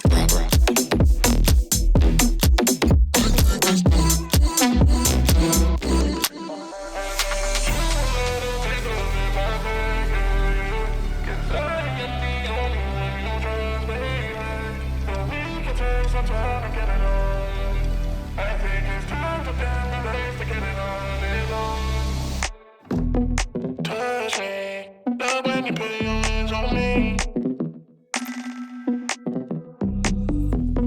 Touch me, love when you put your hands on me.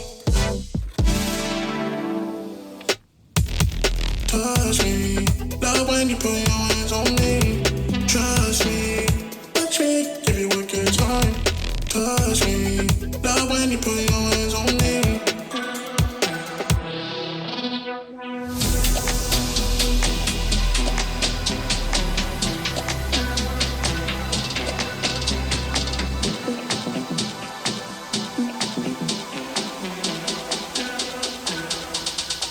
Give you a good time.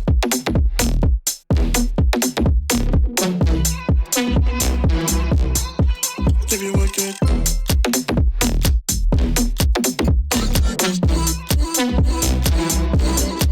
Give you a good time.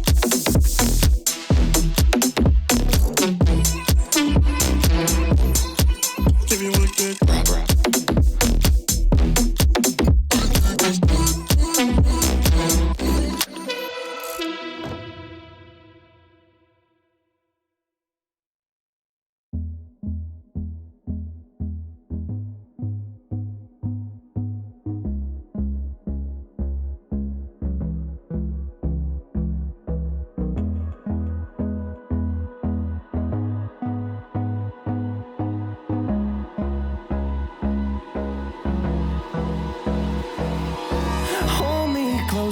I get up, time is barely on our side. I don't wanna waste what's left. The storms we chase are leading us, and love is all we'll ever trust. Yeah, no, I don't wanna waste what's left. And on we'll go, through the wastelands, through the highways, till my shadow turns to sun rays. And on we'll go, through the wastelands, through the highways, and on we'll go. On we'll go.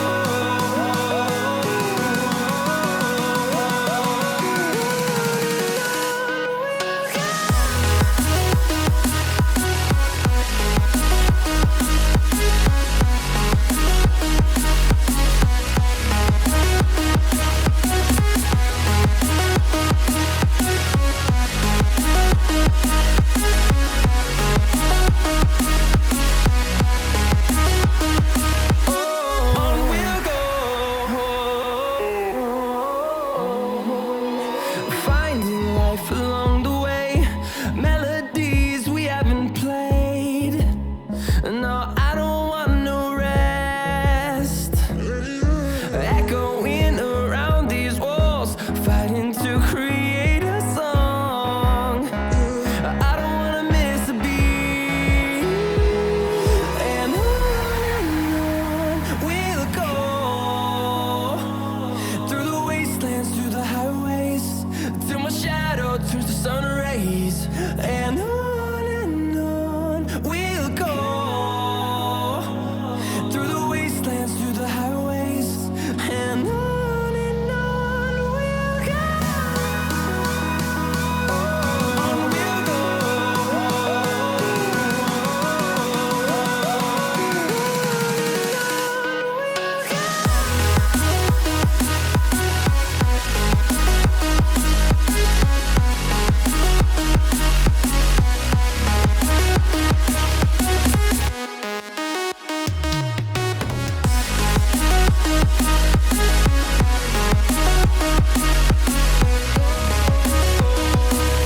We'll grow in number, fueled by them to see the horizon, turn us to thousands.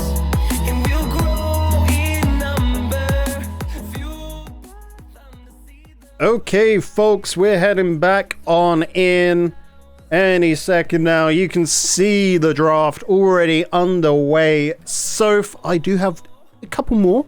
I've just got an input here, so why don't you talk us through what we can already see? Well, we see that all the 3 top tier Pokemon are on board. 2 of them banned, Mr. Mime and Mew, and the other one, Glaceon, picked by United Kingdom alongside Blissey. And France decided to go for their certain Aegislash and Charizard, which we really have seen all throughout this tournament today, Bacon.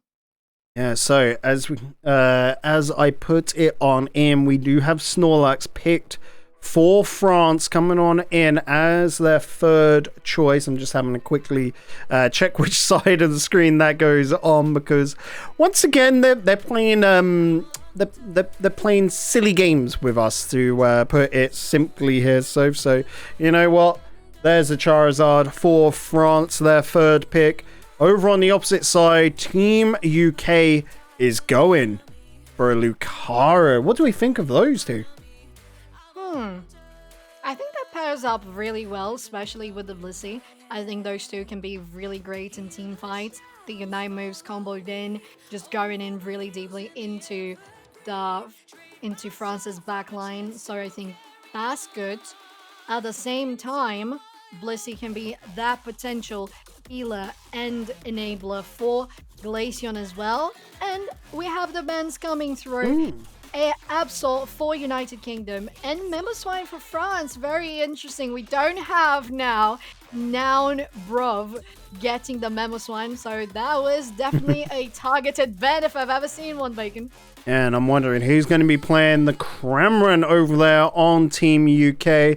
For France, They have got a Serena stepping on in, and to join the Serena is going to be a Slowbro. That's a pretty nice combo over there. To match the Slowbro, though, on the opposite side, we have the big old tree. It's Trevenant to round out the United Kingdom roster.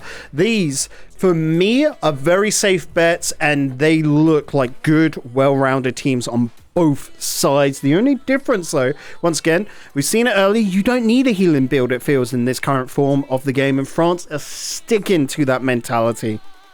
Yeah, these players really have shown us how sometimes we really don't need those healers there. We have Pokemon that can do healing on themselves, such as Slowbro, the Snorlax, Serena as well. A little bit on the Aegislash. So these Pokemon on the side of France are going to be doing that sort of role. And as you said, both teams look so well-rounded. I'm very happy to see the Trevenant as the last pick for United Kingdom. It's a good option to protect the Glaceon and the Cramorant. Once again, they both are very squishy there, whereas France has a more biffy comp, but it didn't prevent them from winning last game, so I'm very excited to see how this is going to be played out. But in regards to Central Laners, Centro Area Mon, we have seen so much variety throughout the games with same comps and with different comps. Who do you think is going to be the matchup in this case, Bacon? Oh, if we look at this once again, we can see, for me, I like Charizard in the central lane, trying to like push them up to that level 9 as quick as possible. We've already seen that the Aegislash is the one to go and invade, so I think that's probably going to be the way. You can also play the Serena in central lane to really try and push them up to level 6 as quick as possible, and then you swap them on out, of course. Over on the United Kingdom side, now this is where it gets interesting. I think we will stay with the Glaceon. Again, you want Glaceon up to 6 and really churning out some decent damage. I know at 4 they go and get the Icy Wind, of course, but you want that Permafrost, you want the Permafreeze, sorry, to be able to then deal the extended bit of damage on top and really get things rolling. And I believe that maybe we're going to see a little bit of Cramorant helping there in the central area, because it has been so consistent to see an evolution in the central area alongside someone else. So they just start in the central area, get to their level advantage, come back to the side paths, and then continue to out-level the other Mon in that area. Whereas at the same time, we might see Aegislash from France, knowing that that is the case, and prevent Glaceon from... Yes? I've just seen a Blissey on the United Kingdom side with score specs. I'm very confused by that. It's been swapped off for Wise Glasses, so, but that for me was there for a moment like, why are you even testing that build? Because it had been held on over from a previous build, right? And that just did my brain a hurt. Bacon, stop. No. Let's do a drip check then. Let's talk about these skins, because I do love the caped Aegislash, but it's the comfy Slowbro that does it for me. Like, just... I think the comfy. one skin that would top... Yes, the one thing that would top off the comfy Slowbro would be the comfy Charizard with a little cap. I think that would be a good contender in skin level. Would be indeed. Let's get things underway then. It seems like the players have just picked their sides. France is going to stay in the orange, United Kingdom in the purple. That does mean, technically, though, that the picks and bans are the wrong way round, I do believe. Actually, I can go double check that. No, I think they're on the right sides. I'm so proud of them. My boys are growing up. Oh, yes, they are. And would you look at that? Shiro's here, trying to get that sneaky invade. They're not fast enough. Glaceon is already a Glaceon, and they're going to be coming in to contest that with the Chansey as well. They are not able to steal it and get knocked out. So, well, it was an attempt. It was a strategy. Unfortunately, didn't work out really well for France, as we knew that Glaceon would be accompanied by someone.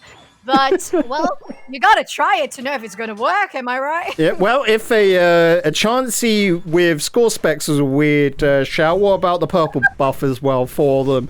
As the fight for the Clouds on the bottom lane takes place, that was just so swift. The Aegis Slash not getting much luck, dropped as well. Look at that Trevenant looking to try and do as much damage as possible. The Slowbro should be removed, but the Amnesia, so much HP coming on out. That is a potion if I've ever seen one, but the slow row is removed. H/Slash does step up, but I'm sorry, they've already scored, buddy. And scored in your face. They have scored. And this goal is down to, well, look at this one on top path as well. They're both down to 10, 20 points. And it seems like both teams are pushing very hard on these opposite lanes. Top path here, all dominant for France. United Kingdom, dominant in a bottom path. This one is so close to getting destroyed. Just these two wild Pokemon here, and it's going to be soon enough taken down by France as these two teams join in the central area. Snorlax falling short, gets knocked down by Toon, and they're pushing towards this bottom path as well once again, as it's going to be pretty quickly for them to take down the outer goal as well. Of course, we saw Toon Slim on the Mew for games 1 and 2, but for free, Onset Glaceon stealing the pick away from France. There's an interesting change in why I'm loving this draft pick ban system so much. And Trevin, pushing it so deep into UK half, getting so much XP for the British side. Sora's got to be careful. Whilst yes, does have the seismic slam and will pull it out, will they be able to get any picks off the back of it? They're now hunting down Lucario. Lucario's moved, but look at Toon Slim wanting to get so much damage, but feels better of it. That path was blocked by the Fire Blast, and of course the Aegis Slash had stepped on in to provide support. And they're still pushing a lot here. The Serena, it may have gone a little too deep, while the side of United Kingdom are joining back on that goal. They have the help of the shields, and it looks like France might have overstepped a little bit. There it is, the finalizer from Glaceon. Toon Slim really outputting all the damage for United Kingdom. Might as well take this Aegis Slash too. The berries are still up, but they can't get it. They're going in on Serena too. The damage is being dropped to 2 KO streak for Toon Slim. And they're so close to taking down this goal. The ulti from Blissey there, the knock-up from Snorlax. They are able to get the score and take down the outer goal of France. Top pass here as they retreat. But they're going to go directly for the Regieleki here. Snorlax is lurking around Serena too, but Lucario guarantees the buff for United Kingdom, and United Kingdom wipes them out in the process. But they do get that Regieleki United Kingdom, which is an even bigger hurt for the French side on that top lane. They now have to make sure that that doesn't go and touch the second goal. UK is going to transition on over to taking the Clouds in the center. Sora's got a good eye on them, going to be able to try and keep track of things as they know the whole of the UK team is moving to that bottom lane, wanting to break that goal and, of course, get the other Reggie if they can. But the UK side, seeing this transition as well, is holding on to the mid, trying to keep themselves a little spread out, perhaps a little bit too spread out, especially with that Charizard looking to take some names. Bruv's got to get out of dodge, run it back to the second base as France is putting so much hurt on, and France feel the job is done. They're going to transition back for the Reggie, but look at this. Some sneaky Snorlax business going on in the grass. yes, there's Sneaky there, preventing the enemy team from coming around, getting that zoning action. But we didn't see on the central area there, it was a 1v1 Lucario versus Aegis Slash, and Aegis Slash won that fight. Right here, we have a 1v1 that quickly turned into a 3v2, and it's going to be followed up with Glaceon as well. The Unite move from Seryu is popped. The United Kingdom Pokemon are popped in the air, but it's not enough here. Maybe Glaceon is going to go down, but not before taking a 2 KO streak, and they're going to come back with full force. France here getting almost an ace if Cramorant was not in the bottom path, and a 43 Chaos Energy overdunk in this outer goal. And even more important, they now have the position for that top Regieleki. Sure, the Cramorant was at the bottom part, but couldn't really change the tides at all on that top lane. They melted this so quick, and so France is going to look to run it down towards that second goal. Charizard thinking about stealing some of the farm, maybe get the buffs, and is indeed looking up that red-orange buff to try and get the slowdown after their attacks and even transition on over. The blue-purple is already gone. The Regieleki still keeping 2 Mon occupied. Sorry, 3. I don't even see Bruv in the mix there on the Trevenant. They will get rid of the Regieleki, but notice how much farm France was able to go check so much area, and now France is in a much better position coming on into the third stage of the game. 3 minutes left to go, and things look pretty much even. France has really denied all that farm, as you mentioned, on this central area here. As you see, United Kingdom has no wild Pokemon there. They're going to try to contest these clouds here, but the fight is going to strike very, very swiftly, as they know that this is a good time for them to fight before another Reggie is on. Blissey goes down, and United Kingdom decides to retreat, as they know it's not a good idea to try to contest that just before the Rayquaza. It's not a smart move. It's only a Regice, as you said, so we're fine with that.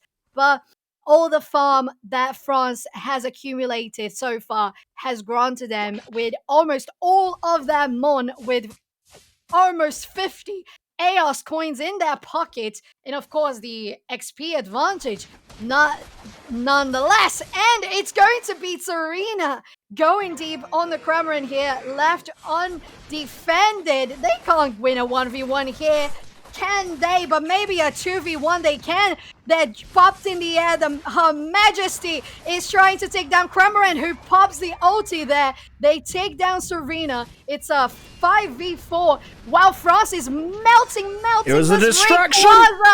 And there it is. They guarantee it so quickly. Only 2 Pokemon necessary to do that, Bacon. And they're going to push for those goals now. And look at that Charizard on the top lane. Well done by Sawyer. That does put France in the lead. The issue right now is they can't take any more KOs. They do get another dunk, 100 from Snorlax. Now get out of dodge, get back to safety and protect your goals. But the United Kingdom do not want them to leave. You're ours now. We are going to KO you out of this game. Snorlax is going to have to pop the Unite. You can see the chase down into the corner. France has respawned on in and are providing support. Aegislash going to get another 100 off. That should be France way out in the clear right now, unless the UK has got some tricks up their sleeves. But unfortunately, there is nothing up their sleeves. There is nothing even out on the field anymore. Names keep getting taken. Lucario spawns back on in, but can't even take out the Charizard. They can't even get out to that base at this point, Bacon. And it's going to be, with that score shield, another 100 for France. And the disparity in goals really is just insane at this point. There's nothing they can do. 15 seconds. They can't get even out of that little fountain. The regen area, they can't even do that. They're being zoned out, and not just that, knocked out inside of there. And it's going to be France guaranteeing themselves the victory of the third game, a 2-1 for France. That is just another scary precedence being put on out there by France. When it goes their way,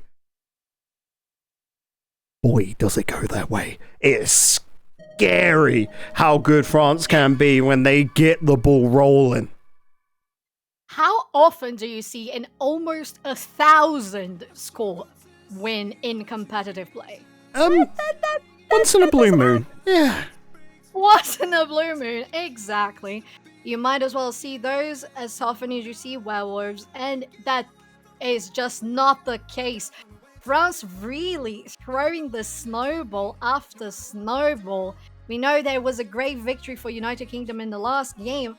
This one, unfortunately, was once again a stomp for France here. I mean, to be fair, it wasn't a stomp until the very last moment of the game. It was pretty equal until mid-game. So United Kingdom is still up there, but once again, I believe that final moment lacked a little bit of communication for United Kingdom. They easily got baited into focusing their energy on Servina and Snorlax in the bottom path, while we had, I believe, Charizard and Slowbro in the middle getting the Rayquaza by themselves. Right. So it was a super great distraction, well executed by France there. Just talking about that Charizard, look at the damage dealt. An over 100k game. That is big from the Charizard. As you know, we just blip on over towards our faces, and so that was a big deal there for France, really setting the tone,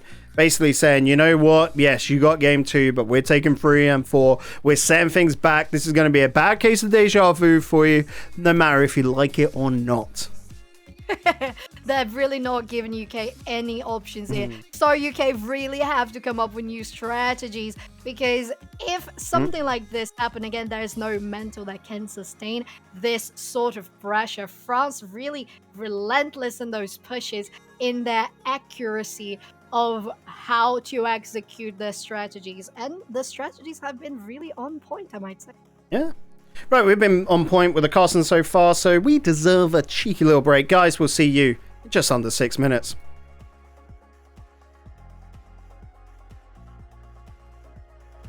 Gotta find a way to you, even though you're next to me. No matter what I do, your heart is drifting out of reach. Out on the water, I'm swimming harder, trying to keep this alive. Gotta find a way to you.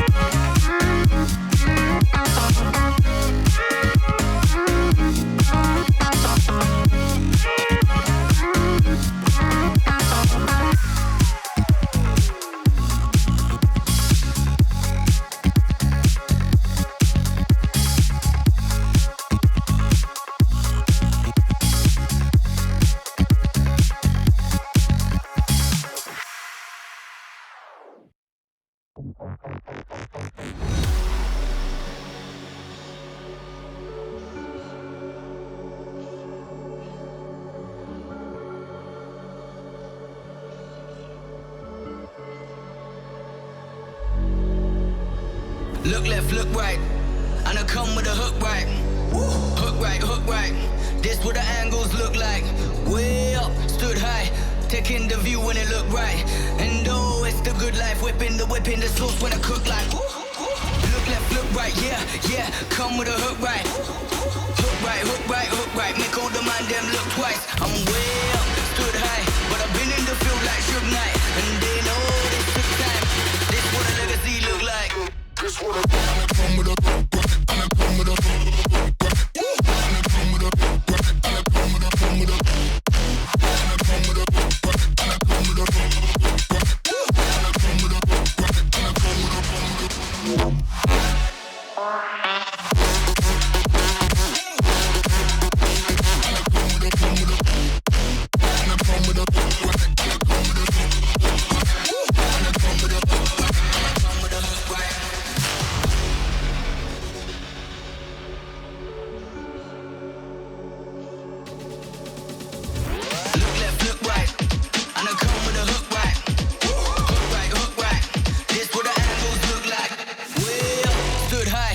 taking the view when it look right. And oh, it's the good life, whipping the sauce when I cook like. Look left, look right, yeah, come with a hook right. Hook right, hook right, hook right. Make all the man them look twice. I'm way up, stood high, but I've been in the field like Suge Knight. And they know this took time. This what a legacy look like. This what a come with a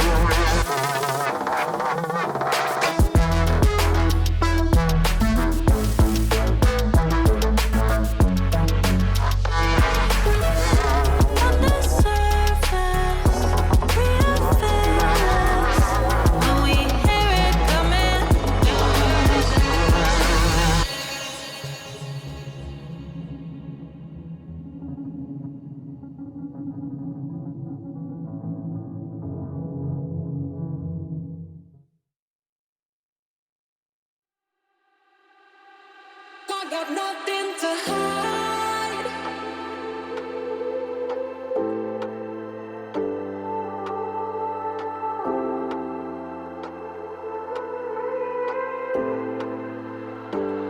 I got nothing to hide.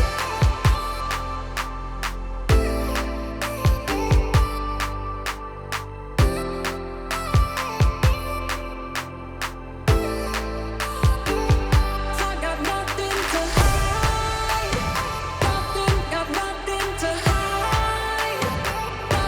Got nothing to hide. I got nothing to hide. I got nothing to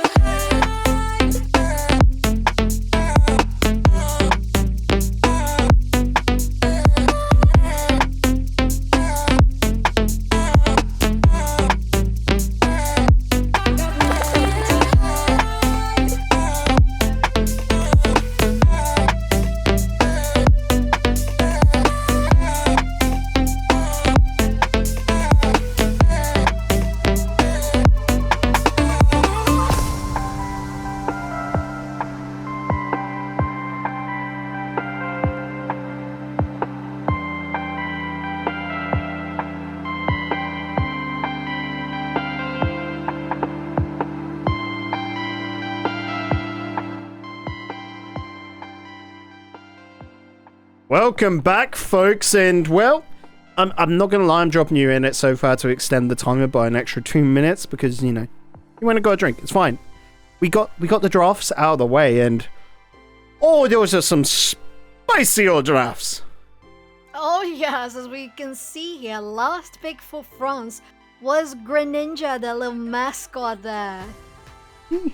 I think that's a flex pick. I think France are feeling fired up. They're ready for this. I don't know what pick just somehow undid itself. It was the very first pick. It was the Snorlax ban up there. I don't know why that unpicked itself. Whatever, that's weird. Don't matter. We'll get it up on the board right now for you fine folks at home. There they are. Snorlax was a weird pick as well, but I guess it was just that sustain they weren't happy with. The Mr. Mime pick is fine. It's a similar sort of deal. It's, trying to nullify each other. Cremrump was not a pick for me. Absol makes sense. But right now, if we look over towards that Team UK side, I'm questioning. Toon Slim gets Mew back. That's great. But the other Mon, not counting the Blissey, Mamswine is fine. I guess not like that's not going to be your decider as a mom. But Venusaur and Machamp are question marks for me. Especially as we mentioned earlier, when sometimes you have Mew not an option, you can substitute them for the Pikachu with the Electro Ball, for the Venusaur with the Solar Beam. But to have both in the same team, it didn't work out that well in the first game for United Kingdom with Mew and Pikachu, so we hope that this is going to be a better option for them. Maybe they're not going to go for Solar Beam, they're going to go for Paddle Dance and the sustain, the close range build. I think that would be a better choice, maybe? No, I'd go with Solar Beam personally because you do need that range there. Alongside Mew, sure, but Mew can jump onto the surf here and there. Let's bring this back to our lovely faces, Soph, as we get ready to hop on into the game. I can see the players getting on into the lobby right now. They picked their Mons. They've already got their items on display, so any moment now we'll be able to see the drip and get into the game. Yes, we are. And this is going to be a different one as we currently in this tournament have seen so many repeated Mon on the other side of the other. So to see Venusaur and Greninja here is really a new thing. So it might as well be the deal breaker for France to allow them to guarantee the best of 5 win. Or maybe Venusaur is just going to pop off. Who knows? I do need to update the scores there, folks. I do realize France are 2-1 up. They take this game, and well, they take the series as we get on into the field. We get into the arena. Fierce Sky Rooms for possibly the last time this evening. Let's get things underway. We're fully expecting this Greninja pick to be the central area Mon because, well, quite frankly, you put Greninja anywhere else and They're a liability, Soph. They just do not work. And as we imagined, Greninja is there in a central area and Aegislash just going for the invade. But they seem to be a little more conscious about their positioning now because Chansey has revealed themselves. But is Chansey going to be able to secure this wild Pokemon here against... Oh, what wow! a What a solar beam. play! What a snipe! Toon Slim really setting the tone for this early game. And not only getting the knockout, but allowing Blissey to get the wild Pokemon as well, denying anything for Aegislash. Incredible comeback. Big move. Again, Corin, though, we've got to give full credit to for holding off for so long now onto that top path. Looking at the top path right now, the clouds have dropped. Looks good for France taking them, but notice Toon Slim once again pushing out, takes down the Lucario with the boosted basic. And well, that Aegislash looks a little bit too squishy for my liking right now. Does get a little bit of HP back, and well, looking away down below. The Frogatier at the moment has to just run away. And just can't run far enough. Toon Slim is feeling it. Absolutely on a rampage. Toon Slim guaranteeing those knockouts with abilities, with boosted attacks, really positioning themselves super well here. And not only that, but doing a great job in the central area just from the start, guaranteeing those XP. And we see Mamoswine here actually very deep, bruv, into France's side. They might be able to escape there with the help of Toon Slim 2, trying to get the clouds in the central here. They're going to have to go, yes, to get away from that pretty swiftly. The knockout from Machamp comes in on the France team, while Lucario gets that sneaky goal of 30, if I'm not mistaken. Oh, see you trying to get out of dodge, but wanting to stick around with a fight. So much regen through those attacks. Corin will have enough with the healing eggs, but jeez, that Lucario really showing their worth. And well, looking at that combination between the Aegislash and the Greninja doing so much damage. It is Petal Dance on the Venusaur. But will it be the Giga Drain or will it be the Solar Beam? We need to see that confirmed, Soph. Oh, I really need to see the melee build. I need to see the Giga Drain. The ability for United Kingdom to survive a little longer in the fight. Sadayu going for that 1v1 on top and winning very quickly. Lucario guaranteeing that. There it is. Giga Drain confirmed. Yeah, there we have it. And France also guaranteeing the Reggie at the bottom part here. While they 3v1, 3v2 try to push really deeply on that Slowbro, and they are gone. The Aegislash trying to take down Venusaur too, but they survived a little longer because of that build.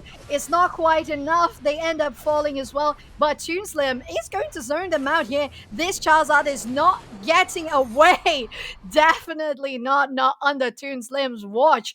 And really, this game is just so competitive already. On one side, one team gaining advantage. On the other side, it's the other. And once again, another fight here for the Regieleki. And well, I think the fight was pretty much just decided right there. France removed the goal and then push onto the Regieleki. They will rip that to shreds.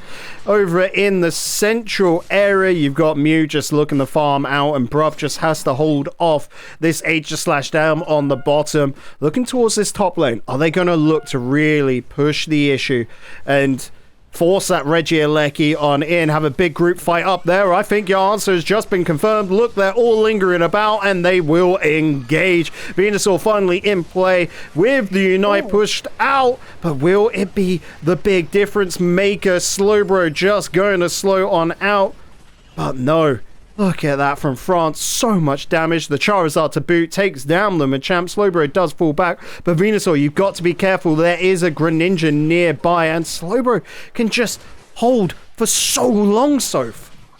Yes, they can. They have heal for days. Not only that, they have berries for days. And I think the Plasma has to retreat. Well, if not, by force. Wow, they end up taking down Lucario before they do themselves. Amazing comeback there. But United Kingdom really proving that they still have some fuel in the tank here. Shiro had a great dodge onto that solar beam earlier on, and now it's just keeping this fight alive. The sustain on that Aegis Slash is disgusting, and the United Kingdom right now are just so staggered, and it doesn't look that crazy, but it's just engaging in a fight 2-3 seconds later than your opponent means that your teammate already has a decent chunk of damage done to them, and you can't really do much more on that. We do have Corin stepping on up, but Siriu, we've seen the sustain from them so far, and then of course with their Bone Rush they can just get out of dodge pretty easily, and Bruv just looks at him and goes, I have to leave you, I can't continue pushing this. Yeah, they have to respect their enemies. They have to understand the limitations so they can better position themselves. And speaking of positioning, Greninja goes in on the Mew as they try to get as much damage as they can, but Mew gets the Unite move before they do. Mew almost taking Greninja down themselves. Greninja comes back and evens up the score. France really on top of this fight here on the top path. 3v1 Machamp joining in, but still they have the lead on this Regieleki here, dropping a half their health. It's Blissey dropping down, unfortunately. The great Unite move from Machamp. Too Slim joining the fight with a Solar Beam. It's suddenly 4v2, and it's going to be United Kingdom pushing this amazingly, but they have to deny Sariu from getting this Regieleki, and they do. Amazing comeback from United Kingdom to get this objective, the goal, and the incredible team fight. Oh, Regieleki pushes on through. They're going to be able to get a nice little over dunk. The issue is that France is still well ahead in the lead in near enough every single aspect. The only thing not there might be a couple of levels, but the Greninja up on 14. It's not a massive advantage on that Mon, it's got to be said. The Aegis Slash scares me more alongside that Charizard. They will have Unite moves, all of them over on France, ready for the next fight. We'll have to see, can the UK stack on up? They've got 5 seconds. Can the Venusaur and Machamp get involved? The UK is very far pushed on out. France has got themselves in a great position here. The Mamoswine and Blissey above. Toon Slim on the Mew just to the left. Big fight taking on place now. Siriu wants to get rid of the Venusaur. Bruv, taking a little wander on round, we'll be able to see the Slowbro and Charizard and can see that, well, the Rayquaza's not getting attacked just yet. Oh, Blissey gets caught off guard here. Getting picked off, ulted by the Charizard, who is rushing around for Bruv here. Almost taking them down solely with the Unite move, while Lucario takes the goal on top path. Toon Slim is trying to deal as much damage as they can on France here on the bottom path. Nobody even thinking about going for the Rayquaza. And, well, as you said, they are a little scattered around in the map. And actually, oh, the Solar Beam actually misses France just there in that bush. There's Lucario coming in with a Bone Rush, and it's a great knockdown on them all, but it's not enough damage. The Aegis Slash going on Mew. Aegis Slash actually takes Blissey down. Mamoswine goes down afterwards, but Machamp, Mew, and Venusaur are still there, and they are very low health. Maybe Plasma is still going to be running towards them. Maybe Slowbro has enough to retreat, but they don't. It's going to be that goal destroyed. No, Venusaur decides to go for Rayquaza. Mew, Toon Slim trying to take down the... Oh, so that's a close. big pick right there, removing the Mew. Now you can see the Charizard wants to go and help either rip, get the steal onto the Rayquaza, which United Kingdom desperately need. UK, get it. They've now got the shields. Now they've got to just run it towards the goal. Mamoswine on that bottom will be able to get 48 double to 96 off. Will they be able to get anything on top lane? No, they're not even able to push around through to the center. This should be France's to take unless the UK can just squeak it on points. But we'll have to see once we tally all the points together. So if any moment now, we will have confirmation. And yes, France take the series in 3-1 fashion. The advantage they built, the lead in points. Look at that. From 108 to 18 throughout a lot of the game, they're being increased to 231, then to 276 counter 128. So unfortunately, even though they came back on their Rayquaza fight, which was very well played by them, still a little off coordination, but they were able to squeeze the good communication there to guarantee themselves the objective. They didn't have enough move speed or whatever to go to the goals and get the points in. Sorry, you 120. 120k damage. Really, this Lucario was melting. But the dare I 30k say, healing, though, that's the sustain we were looking at earlier. Just being able to stay in the fight and then not being phased on the opposite end. You look at the Blissey of Corrin, 99 taken, 81 healed, but that's just not enough.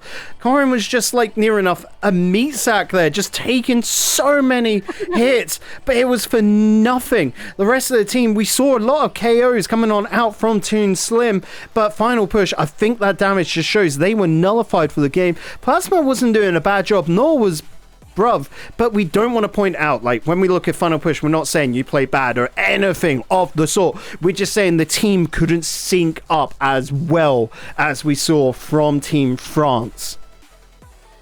100% Bacon. It really came down to how France looked so well coordinated every game, and we played 4 games. We know this is the last game. It is France guaranteeing the victory in the best of 5 today, but it really was an amazing job by them that was being very well contested by United Kingdom. At some point, they lacked a little bit of the cohesion that France had, and that ended up giving France the breach to go in and get those points in advantage before any of those big team fights such as Rayquaza. Right, let's have a little look at the groups. The matches, we don't have the results next to them, but we can tell you anyway. Germany took down Spain in 3-1 fashion, and France took down the UK in 3-1 fashion. Folks at home, this is only day 1 of 7, all the way through to Championship Sunday, Grand Final Sunday. We will be bringing you so much action tomorrow. We will be live once again, but this time with Group B. It is Switzerland versus Sweden and Italy versus Portugal. I'll be involved, but I'll be behind the camera. I'll be doing all of the production here. So if you'll be joining us alongside Relic and JJ Kun for those matches, I'm hyped just to see him on the way. I can't believe how hyped you are, you know, to be able to cast an even more amazing Pokemon Unite. Oh, absolutely, because what have we seen today is an incredible level of quality in gameplay. Really, all of these teams, even the ones that lost, it wasn't because they was super snowballed. It wasn't because they played badly. It was so much great competition. Games that were clutch and decided at the very last second can only show us how much it's going to be tomorrow in regards to these two games in the Group B of the European Cup. So there's only one thing to say, is that it's gonna be so hype. Oh, it is definitely hype. And if you guys at home are seeing this, you're more casual and you're just like, I want to partake in Quebec. This looks great fun. You can look over here on the Unite Battle Hub. We run the open series pretty simply. It is open to all. Every single skill level welcome. It is a weekly tournament hosted between 4 different regions, so no matter where in the world you are right now, you can get involved. APAC will take place on the 4th of October, EMEA on the 11th, NA 18th, and well, you can read it LATAM on the 25th. That is each and every Tuesday at times applicable to the region. We try and go around about 6 p.m. wherever it's worth. So for example, APAC is 6 p.m. SGT, EMEA is 6 p.m. CEST. So starting a little bit earlier than this, but still it's a weeknight, right? But so we're looking forward to that. But if you want to get involved, head on over towards the Discord, head on over towards the subreddit. We are linked to the r/Pokemon Unite subreddit with over 160,000 fabulous folk involved over on the Discord. We've got over 60,000 over there. So, just come join the biggest Pokemon Unite community. We'd love to have you, wouldn't we, Soph? Oh, you're so welcome here. You'd be an amazing, just incredible opportunity to have even more amazing people in the community playing, watching, even sometimes getting, engaging in production, because that's how we all came together. Just folks that enjoy the craft, that enjoy the game, the Pokemon universe, wanting to make for a good experience for viewers and community in general. And of course, a competitive environment for anyone that wants to join. Right, that's it. So I think we're done. So thank you all for tuning on in. Stay safe, and we'll see you tomorrow from 8 p.m. CEST for even more Pokemon Unite action. Sleeping sooner. Driving me crazy just looking at it. Combing your hair with your hand gives me feelings I don't understand. Combing your hair with your hand gives me feelings I don't understand. You do this thing when you're biting your lip. It's driving me crazy just looking at it. You know me better than I know myself. I don't wanna live in a world without you.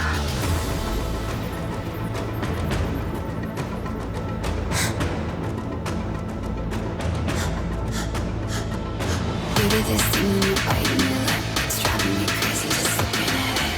You know me better than I know myself. I don't wanna live in a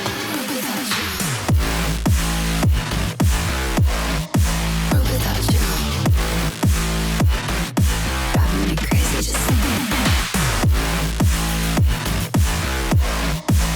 Without you, driving me crazy just looking at it. You do this thing when you're biting your